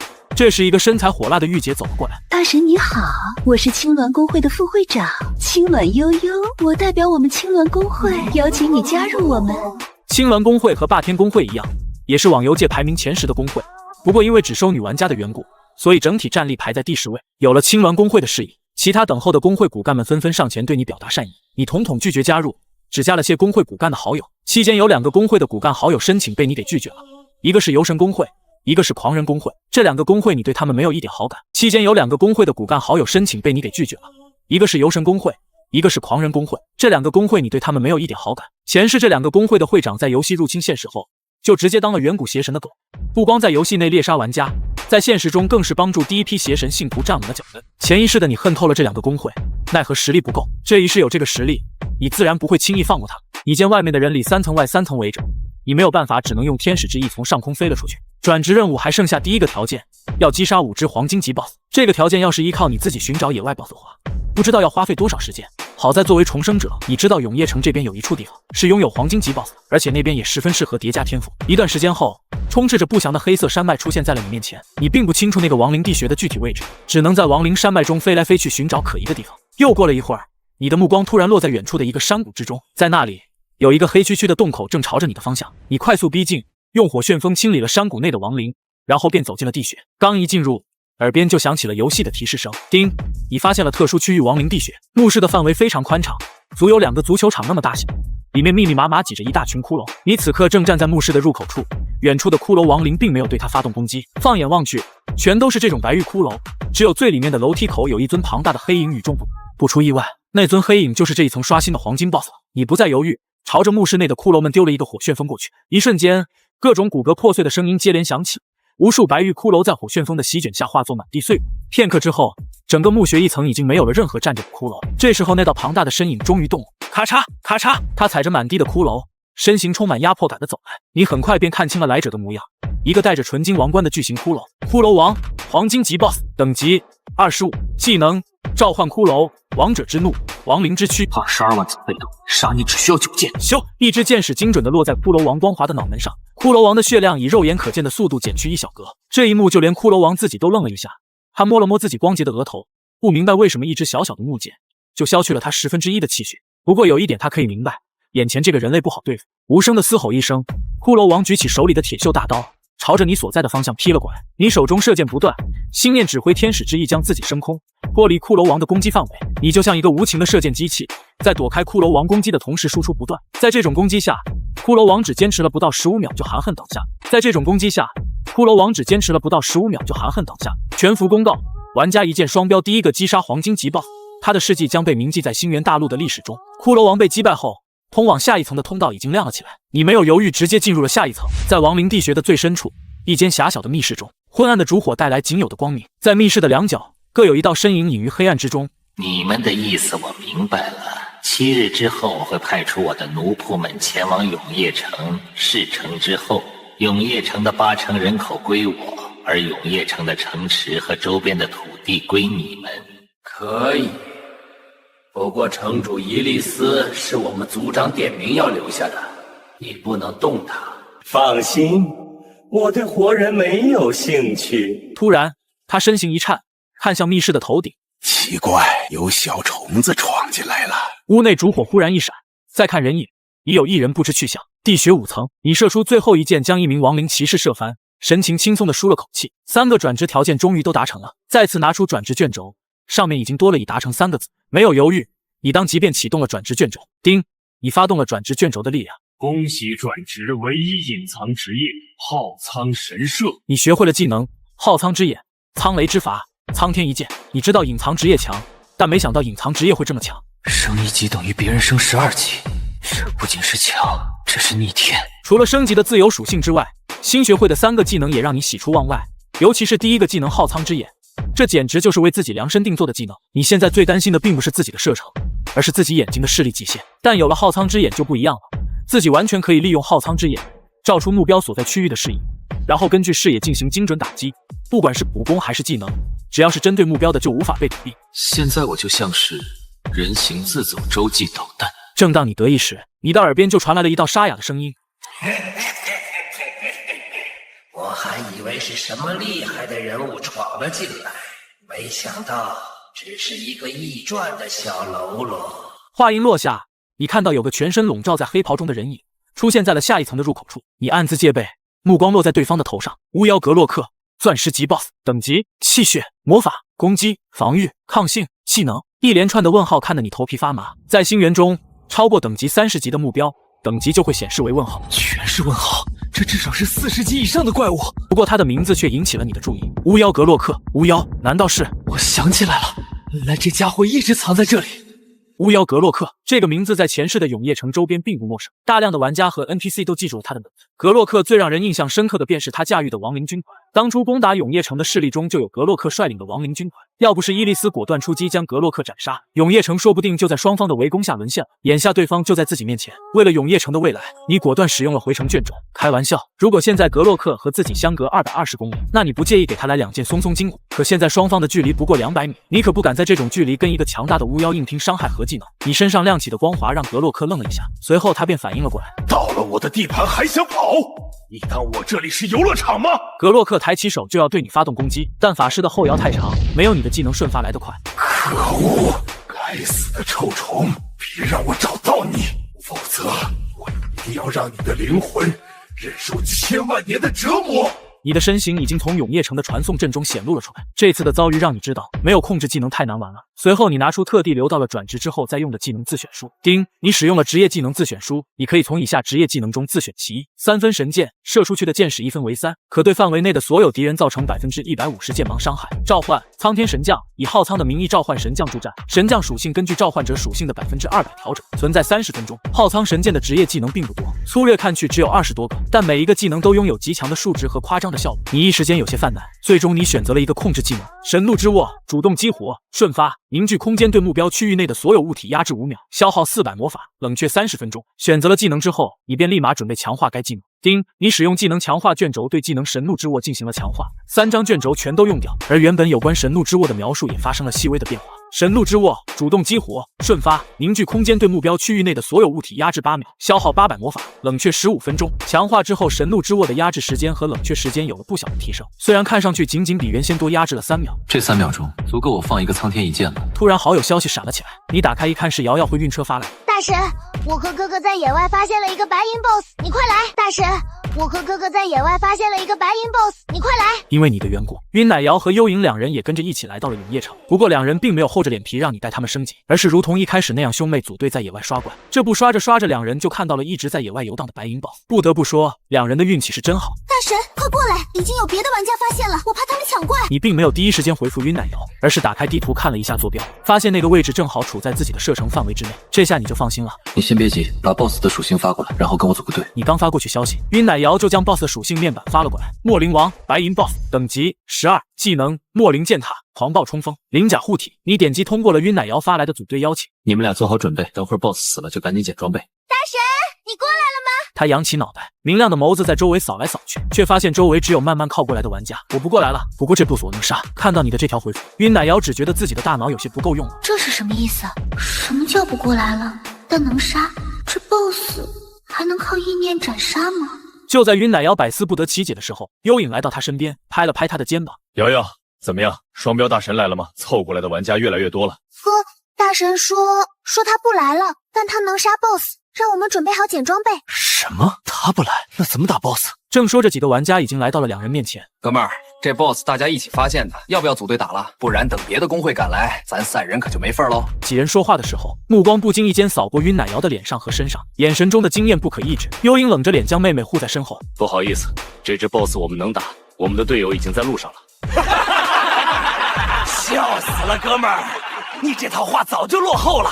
你不就是想把 BOSS 卖给那些工会吗？有什么好装的？正所谓见者有份，咱们平分如何？我说了，我们自己能打，用不着你们。眼见幽影态度强硬，那几个玩家的表情也冷了下来。哥几个好心好意跟你们分享，你却把我们当小丑戏耍，你能杀是吧？你给我杀个看看，那玩意儿可是墨灵王，这等 BOSS 是你们这些散人玩家能碰的，你能破他的防吗？为首一人指着一旁的 BOSS 说道。殊不知远处的天际一抹流光快速射来，最后精准的落在墨灵王的脑袋上，一个夸张的数字从墨灵王头上飘起，而他的血条也在一瞬间化作虚无。伸手的那个玩家愣了一下，自己的手指什么时候这么强了？这 BOSS 被自己一指秒杀了。正愣神间，就见幽影身形一闪，地上闪闪发光的几件装备瞬间消失，包括其中一件闪着金色光芒的装备。这一幕让在场的一众玩家眼珠子都要瞪出来。幽影能拾取 BOSS 爆出的物品，说明真的是他队友杀的。黄金装备，那是黄金装备啊！目前拍卖行上还没有黄金装备，这很可能是第一件黄金装备，其价值不可估量。站住！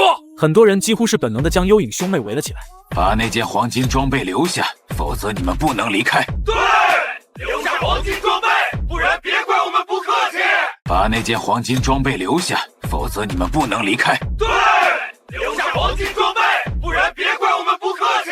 众人的话让幽影脸色大变，晕奶瑶更是躲在幽影身后不敢面对，他只能将现场的情况发给了你。大神，我们被人围住了，他们要让我们交出黄金装备，我哥已经把装备丢拍卖行了。其实晕奶瑶不说你也知道现场的状况，在碧蓝的高空之上，一只通体虚无几乎与蓝天融为一体的眼睛高高悬浮，这只眼睛不是别的，正是你的被动能力演化出来的浩苍之眼。在浩苍之眼的注视下，你能够清晰地看到现场的情况。眼见兄妹俩被围，你也不担心，只是回了一句没事。随后心念一动，一道雷霆非常突兀地从众人上空落下，落点正是兄妹俩所在的中心位置。雷霆落下，电蛇肆虐，兄妹俩紧紧闭着眼睛等待死亡的降临，却发现身上并没有任何异样传来，反倒是周边围过来的玩家们纷纷发出惨叫。片刻之后，2人茫然地睁开眼睛，却见周围已经没了任何玩家，只有一地的装备在闪闪发亮。2人懵逼之际，晕奶瑶突然惊呼一声：啊，哥！大神让我们把地上的装备都捡起来卖掉，他能看到我们。幽影人都傻了，这又是一剑秒 BOSS， 又是召唤天雷的，咱们玩的是一个游戏吗？来到了永夜城主府，你又看到了冷艳无双的城主大人伊莉丝。今天的伊莉丝穿着一身得体的礼服，火辣的身材在礼服的衬托下散发着惊人的魅力，再加上她那冷傲的女王脸，更是让人产生一种莫名的征服冲动。不过你脑子清醒，虽然美艳不可方物，但也是接近4转的强者，稍有不慎就是死。一箭双雕，听说你有事找我。城主大人，我在亡灵山卖力练的时候，发现了一处地穴。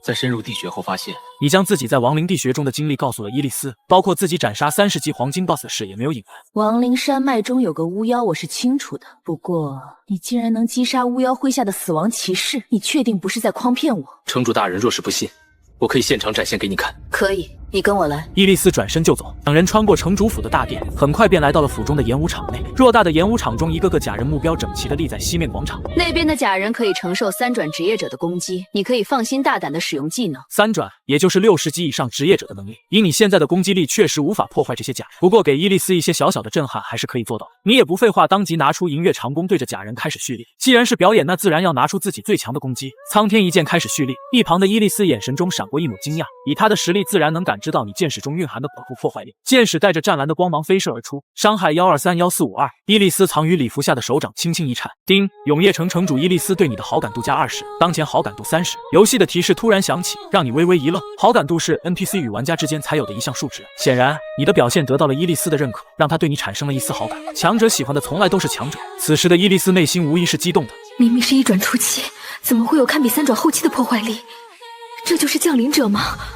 城主大人，刚才我所展示的是我的最强攻击，下面我要向您展示的是我的范围攻击。雷来！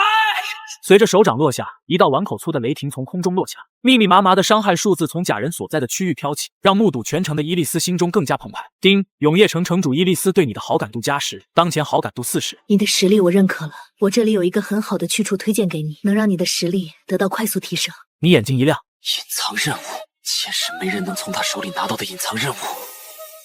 尊敬的城主大人，我很期待你推荐的地方。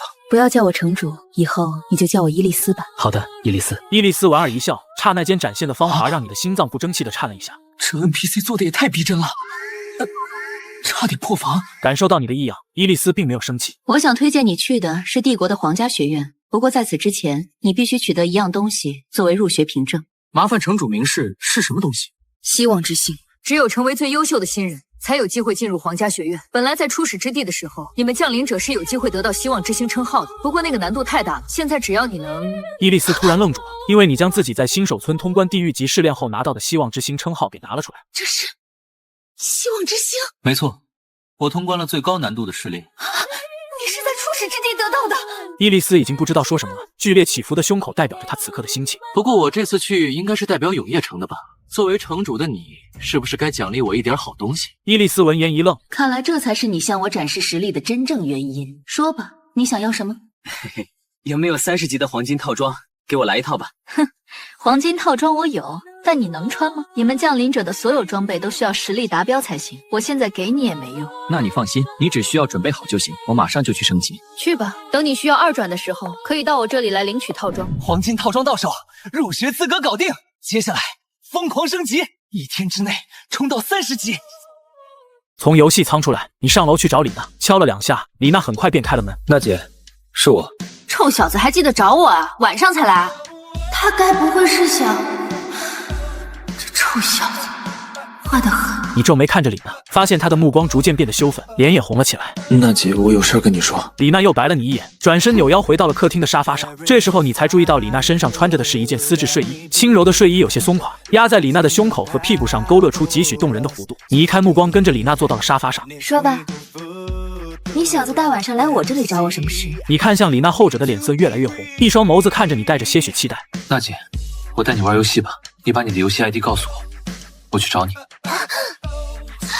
搞得我紧张一整晚，结果就这……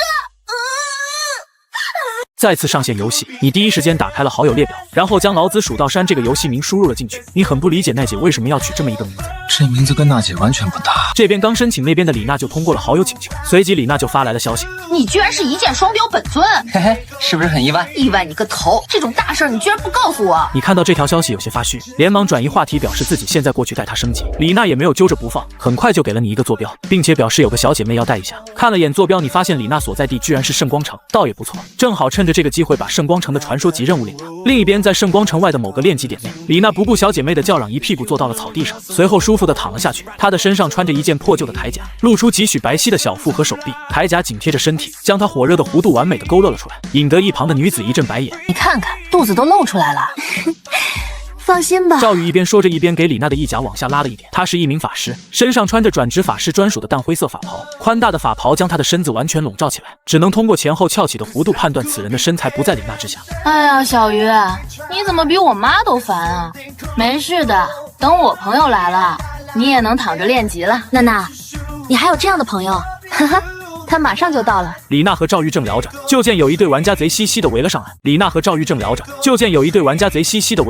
李娜眉头一皱，坐起身来，冷冷的看向几人。为首的一名干瘦青年看着李娜和赵玉，笑着说道：“妹子，只有2个人练级吗？要不要加入我们的队伍？我们是由神工会的人。”在他的眼底藏着一抹深深的惊艳。王浩感觉自己今天的运势肯定拉满了，和工会里的成员组队出来练级，不曾想还能遇到这样的极品女玩家，尤其是坐在地上的那个女战士，那身材，那颜值，还有比自己命都长的大长腿。那个女法师也不错，虽然法袍遮着，但王浩一眼就看出了法袍下面那扎实的底蕴。王浩眼底的惊艳逐渐变成了欲望。李娜和赵玉看在眼里，脸上流露出不加掩饰的厌恶。不需要加入你们队伍，走。哎，别急着走啊！大家都在路上练级，何必这么见外呢？换作是别的女玩家可能就答应了，毕竟自己练级真的很辛苦，被怪物打也是真的疼。但李娜和赵玉却根本没有这种想法，李娜直接就骂了起来：“给我滚开！小娘们挺辣嘛，要么陪哥们几个练级，要么你自己死回城去。”就在这时，一道人影突然从天而降，恰到好处的落在了李娜身前。李娜看到来人，眼前顿时一亮：“你这家伙可算来了！”你转过头对着李娜咧嘴一笑：“来得早不如来得巧。正好帮你扫平这些苍蝇。”你的话很嚣张，完全没有把王浩等人放在眼里。王浩和身后众人纷纷对你怒目而视。小子，你谁啊？敢管我们游神公会的事？浩哥，弄死他！在圣光城敢惹我们，活得不耐烦了。你都懒得跟他们避避，只是随手一拍，碗口粗的雷霆骤然落在王浩等人中间，下一秒便炸成了漫天雷矢。-1154712，一连串夸张的数字从王浩等人的头上飘起，他们只来得及感受一下雷霆的肆虐，连惨叫都没发出就齐齐倒了下去。这一瞬间，你的名字红得发紫。丁，你被玩家一剑双标击杀。从圣光城的复活点出来后，王浩的脸色变得极为精彩。一剑双标，他不是在永夜城吗？怎么到圣光城来了？无数疑问在王浩的脑子里闪过，不过他很快就记起了会长说过的话。记住，发现一剑双标，立刻上报。想到这里，王浩连忙打开好友栏。会长，一剑双标来圣光城了。此时的游神当天正带着工会里的精英团成员在野外刷怪练级，突然收到王浩的消息，让他瞬间没了练级的心思。一剑双标，他随即转身看向工会成员，把工会里骨干成员全部召集起来，让他们在圣光城南门外集合。是，会长。把工会里骨干成员全部召集起来，让他们在圣光城南门外集合。是，会长。很快，整个圣光城因为游神当天的一道命令而变得热闹起来，大批游神公会的玩家纷纷往圣光城城南方向走去，引得路人频频侧目。发生什么事了？游神公会的人好像都去南门了。听说是他们会长发现一剑双标的踪迹了，正要过去狙击来着。啊！一剑双标是那个30级的大佬吗？就是他，也不知道游神公会的会长怎么想的，人家都30级了，怎么杀？南门外，游神当天神色冰冷地看着工会所有骨干成员，把盗贼和猎人全部派出去。最多半个小时，我要知道一剑双标的确切坐标。是。另一边，在你挥手灭掉王浩等人后，李娜便拉着你不停地问着问题。你是隐藏职业吗？为什么比论坛上的那些隐藏职业厉害这么多？喂喂，你说话呀！不说话是什么意思？你只觉得自己脑瓜子嗡嗡的，整个人都快被李娜的问题给淹没了。娜姐，咱们先赶路吧。这些问题我一个个回答你。听到你的话，李娜这才作罢。好吧，咱们去哪儿练级？差点忘了给你介绍，这是我的闺蜜赵玉，人美声甜，可推导哦。李娜一把拉过赵玉，对着你眨了眨眼睛。赵玉的脸疼得红了，做事就要去挠李娜。李娜，我挠死你！别生气嘛。这个叫赵玉的，前一世只听李娜提起过，好像是一开始就死在了入侵的怪物手中。为此她还哭了好久，难得有这么一个任她揉捏的好闺蜜。圣光城周边的野怪等级太低了，我们去更远一点的地方。你说着，展开游戏地图，朝着一块全黑的地区指了指。李娜和赵玉一脸问号。这么远，这不得走半天？说着，你身后的天使之翼猛张开，我带着你们飞过去就行。李娜见状，眼前顿时一亮，你咧嘴一笑，一左一右搂住两女的细腰，随后拔地而起，引得两女一声尖叫，双手不约而同地抱住了你的身体。一行人顺着地图的指引，很快便跨越了大片炼祭点。李娜和赵玉从你身上下来，当两人看到眼前的野怪后，都是愣在了原地。邪恶的异教徒，等级45。好了，从现在开始，你们两个只需要帮我捡装备就行。说罢，你抬手就是一个火旋风。当呼啸的红色大旋风在营地中升起时，李娜才反应过来，呆呆地看着你。我靠，你开挂了！叮，你的等级提升到了30级，全属性+1，自由属性点+5。当游戏的提示音在两女耳边响起的时候，李娜整个人都激动地颤抖了起来。一旁的赵玉也是激动地连连点头，从他剧烈起伏的胸口也能看出他此刻的激动。而作为当事人的你却一脸的淡定。想要再升级，必须要2转才行。不过娜姐，你暂时不要转职，等过几天我给你弄个隐藏职业过来。一听还有隐藏职业，李娜更兴奋了，整个人一下子就扑到了你身上。弟弟，你真的太好了！王妃姐姐这么多年照顾你。李娜说着，在你的脸上狠狠亲了一口。一旁的赵玉眼巴巴地看着李娜和你。又喂我吃狗粮。你在圣光城还有事情，所以决定自己飞回去。李娜和赵玉没有再说什么，当即便捏碎了回城卷轴。当你飞到圣光城附近的时候，很快便注意到了下方的大批玩家。出于好奇，你准备飞下去看看发生了什么。此时的人群中，游神当天正在大发雷霆。废物，全是废物！3000多个盗贼和猎人，居然找不到一件双标！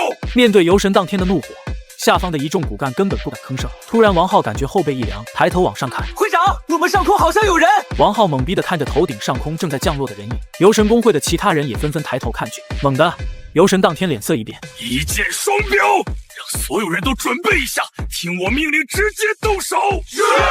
游神当天的命令很快就传了下去。南门外的万余玩家齐齐抬头看向你。此时的你也看清了这些玩家的游戏 ID， 无一例外都是以游神开头的。显然，这些人是游神公会的。想要在野外围杀我，哼！看来是时候给游神当天一点小小的震撼。你降低高度，站在游神当天的上空俯瞰着他。游神当天的脸色非常阴沉，在他看来，你的这种行为就是对他的不屑和侮辱。所有人听令，给我杀！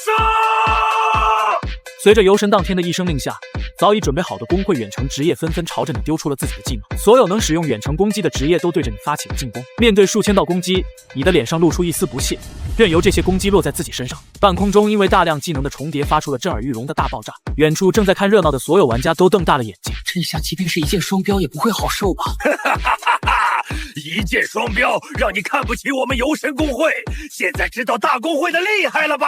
游神当天笑得像个神经病，脸上的表情有些扭曲。然而，他的笑容很快就坚持不下去了。当空中的爆炸散去，你完好无损地出现在了众人面前。不可能！现在该我了，火旋风！你一抬手就在人群最密集的地方丢下一个火旋风，随着密密麻麻的伤害数字飘起，那片区域的玩家全都化作了白光。这一幕把游神当天看的眼珠子都要瞪出来。现阶段居然有人能打出这样的伤害！工会的管理们还在指挥成员，在他们看来，你肯定是用了什么护盾类的技能，否则不可能在这么多玩家的攻击下还能飞在空中。既然是护盾类的，那就一定有承受上限，只要坚持下去，一定能把对方打下来。在工会管理层的指挥下，又一轮璀璨夺目的攻击朝着你招呼过去。这一次，你并没有站在原地承受伤害，而是催动天使之翼飞向了更高处，同时又丢下了一个火旋风。3秒一个的火旋风是你目前最有效、最直接的群伤技能，在面对这种大规模团战的时候效果拔群。又有数百玩家死在了火旋风之下。这时候你也注意到了正在指挥战斗的那些管理层，你当即便发动了技能苍雷之法。随着雷霆落下，一群正在指挥战斗的管理层瞬间暴毙，爆出了一地的装备。游神当天看到这一幕，终于意识到不对劲了。这个一箭双标的伤害和防御都远超他们这些普通玩家。不对劲，伤害防御都远超普通玩家，再打下去死的是我，必须走。这个念头一升起，游神当天便不再理会不远处工会成员，而是偷偷捏碎了回城卷轴，直接回到了圣光城内。同时你也注意到了游神当天已经逃走，心中冷笑的同时，直接开启了浩苍之眼，坐标圣光城传送点。想跑？问过我没？苍天一剑，射！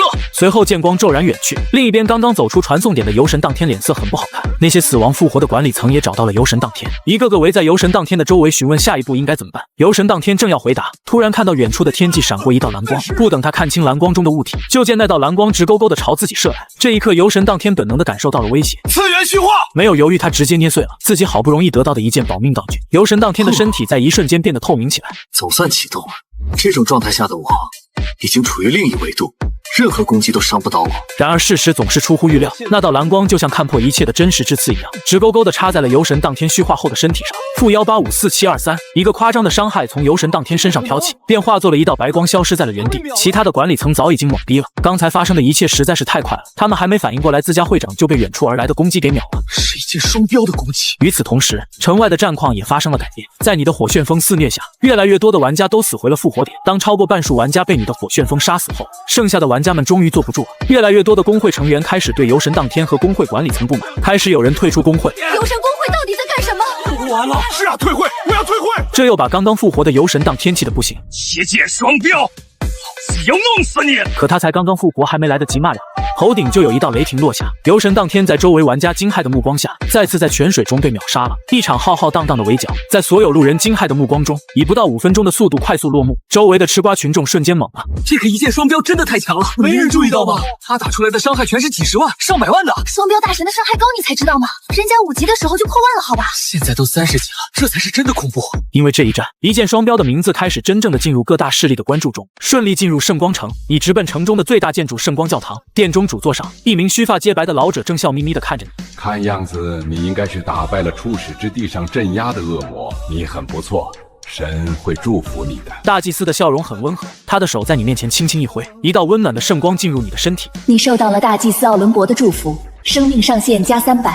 你眉头一挑，这个祝福放在普通玩家身上，估计做梦都得笑醒。不过对现在的你来说，只能算聊胜于无。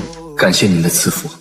如果你帮我把作乱的巫妖格洛克的脑袋带回来，我会把下一环任务告诉你。丁，大祭司奥伦博向你发布任务，取回巫妖格洛克的脑袋，是否接受？你的脸上露出一丝古怪。巫妖格洛克，这不就是潜藏在亡灵地穴中的那个巫妖吗？巧了不是？我接受考验。神的荣光将会与你同在。告别大祭司奥伦博之后，你便通过回城卷轴回到了永夜城，再次见到城主伊利斯，对方的神色明显更冷了一些。不过在看到你之后，他还是点头示意。一剑双标，我收到消息，海族已经集结完兵力了，他们将在10个小时后攻打永夜城。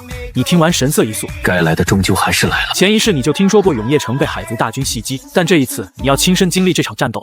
伊利斯，你叫我来是有事情和我说吧？我得到消息，这次领军的是海族的西煞将军，如果能得到你的助力，我有100%的把握速战速决。面对海族的入侵，永夜城城主伊利斯向你发起组队请求，你没有犹豫，第一时间选择了同意。我很乐意与你并肩作战。我就知道你会答应的。永夜城城主伊利斯对你的好感度加20。伊利斯说完便火急火燎地走了出去。永夜城将在10小时后遭受海族入侵，所有绑定永夜城的玩家可参与防守。骤然响起的公告让所有永夜城的玩家集体懵逼了，不过紧接着他们便露出了无尽的欣喜。区域守城任务，这不是妥妥的刷分活动吗？还有这种好事？在公告发布后，越来越多的玩家开始回城准备。时间1分1秒过去，终于在远处的地平线上出现了一道黑色的洪流。当这道洪流出现的时候，一身戎装的伊利斯在一队卫兵的保护下，穿过人群来到了永夜城的城墙之上。沿途所有目睹伊利斯模样的玩家全都愣在了原地。这城主太美了，比截图好看1万倍。在卫兵的簇拥下，伊利斯走上城墙，居高临下的看着西方熙熙攘攘的人群。伊利斯走上城墙，居高临下的看着西方熙熙攘攘的人群。子民们，今天这一战非常凶险，关乎到我们永夜城的存亡，愿神的光辉与你们同在。你受到了圣光骑士伊利斯的祝福，生命魔法攻击力提升5%。伊利斯的一手全体祝福直接让玩家们高潮，有些人当场高呼城主万岁，也有些人狂热地对伊利斯表达了爱慕之情。嘹亮宏伟的号角声由远及近，天边的海族浪涌也逐渐露出真正的面目。走在前面的是一群鱼头人身，手持鱼叉的喽啰，这种喽啰密密麻麻绵延数，一眼看不到头。不等玩家们攻击，永夜城的守卫已经率先发起了攻击。一片黑色的箭雨从城墙上骤然升起，随后划过一个完美的抛物线，落入鱼人怪的阵营中。只是一个照面，便有大片鱼人怪无声无息地倒了下去。这一幕让所有玩家看得眼热无。当即便有一些玩家对着城墙下的怪物发动了攻击，城墙上玩家们谈笑风生，挥手间就能将前进的鱼人怪斩于城下。3个小时过去了，最前面的鱼人怪阵容已经被屠戮干净，接下来攻城的是飞鱼统领、钻石急爆，等级55，技能飞鱼闪击、覆海浪涛、生命源泉、垂死一击、鱼鳞肩甲。兄弟们，5万了，快拿下手杀！其他玩家纷纷朝飞鱼统领甩出技能，密密麻麻的技能在天上划出一道塔。一阵浓烟过后，飞鱼统领竟然毫发无伤。愚蠢的人类，你们连给我挠痒都不配！说罢，飞鱼统领冲着城墙上的玩家使用了飞鱼闪击。此时的飞鱼统领如同鬼魅一般，肆意的收割玩家性命，一眨眼的功夫就有10几名玩家阵亡。就在这绝望之际，你如同天神般降临。双标大神，雪儿，真的是他，我们有救了！望着飞鱼统领的属性，你不敢托大，当即便用技能神怒之握将对方捏在了手里。神怒之握主动激活，瞬发技能凝聚空间，对目标区域内的所有物体压制8秒。在神怒之握发动的瞬间，你同时释放了一个火旋风，随后凌空而立，弯弓搭箭开始蓄力。火旋风直接在飞鱼统领所在的位置生成，随后便开始灼烧对方的血条。飞鱼统领的脸上带着震惊，一个都没2转的人类，居然能造成这么夸张的伤害，难怪之前那些炮灰突破不了防线。不过这些对飞鱼统领来说都不是事，他真正关心的是自己的身体动不了。累，对我做了什么？回答他的只有你弓弦上亮起的湛蓝光芒。飞鱼统领的脸色诧异，一个连2转都没有达到的人类，对我这个即将3转的海族，还能造成什么伤害？伤害45236557。什么情况？这么高的伤害！伤害45236557。什么情况？这么高的伤害！他的血条就像被人折断的碎碎冰一样，瞬间少了一半。原本还在琢磨如何摆脱控制的飞鱼统领猛地一紧，随后眼神深处露出了浓浓的惊异。你手一抬，一道落雷从天而降。这时候他终于慌了，我是西沙将军的侄子，放过我！面对飞鱼统领的求饶，你面色不变，手中弓箭快速射击。我不甘心！飞鱼统领含怒而亡，随后神怒之握的效果终于过去。与此同时，所有玩家的耳边都响起了游戏的公告：全服公告，玩家一键双标第一个击杀55级钻石 BOSS， 奖励钻石级装备自选宝箱。哇！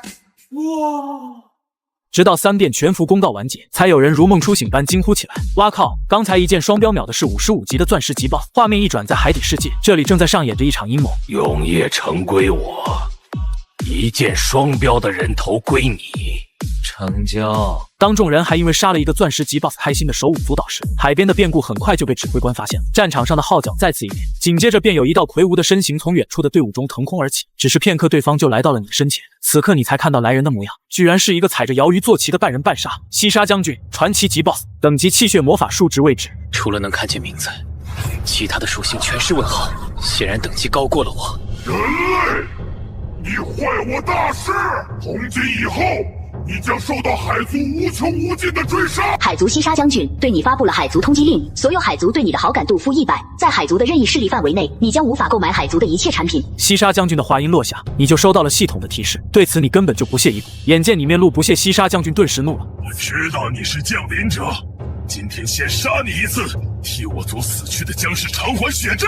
西沙将军说完，手中已经形成了一把能量长枪朝你丢去。你脸色微变，正要躲开，就听到耳边传来一道清冷的声音：想杀我的人，先过我这一关。只见伊利斯手持一面宽大盾牌和金色长剑，整个人英姿飒爽又不缺贵族之气。你单独面对西沙将军的时候确实有点小慌，但如果面前有一个高阶骑士挡着，那就另当别论了。显然伊利斯的到来让他也感受到了不小的压力，有一位圣光骑士守护在自己面前，除非是遇到围攻，否则那个鲨鱼头根本不可能伤到自己。想到这里，你当即拉弓搭箭，目标直指西沙将军。西沙将军当然不会任由你发动攻击，海族的祭祀给西沙将军套上了数个祝福。此刻的西沙将军浑身冒着红光，气势比之前提升了足足一个档次。此刻的西沙将军浑身冒着红光，气势比之前提升了足足一个档次。人类受死！他手中的武器像一条狰狞的恶龙，此时矛头光芒一闪，对着你直刺而来。守护嘲讽，伊利斯早就在防着西沙将军了。见对方动手，他第一时间用嘲讽拉住了西沙将军的攻击。来呀，盯着我！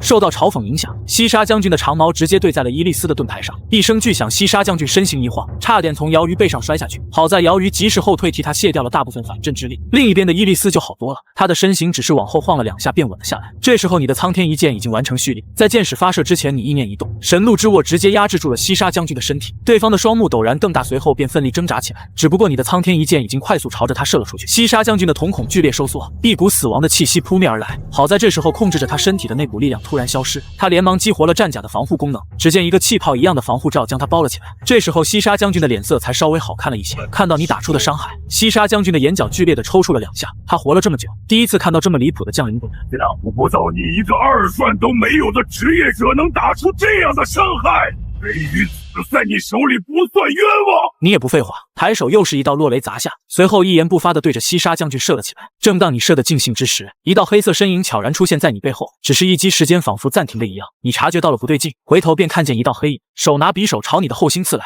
加速！千钧一发之际，晕奶瑶关键的一个 buff 加上，你瞬间调转身子躲过了这致命一击，只不过身后的翅膀被划破，暂时没办法飞了。这次要不是晕奶瑶自己真就折在这里了。一旁的伊莉丝同样有些震惊。可恶的背叛者！黑影男子摘下头套，原来是游神公会的杀手阿乐。可恶的一箭双雕！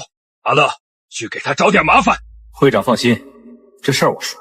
反应挺快嘛，双标大神。原本你的想法是利用飞行能力对上西沙将军的时候做主攻，现在失去飞行能力，已经没办法威胁到西沙将军了。游神公会很可能已经跟海族达成了某种协议，这场仗不好打。踏平这里！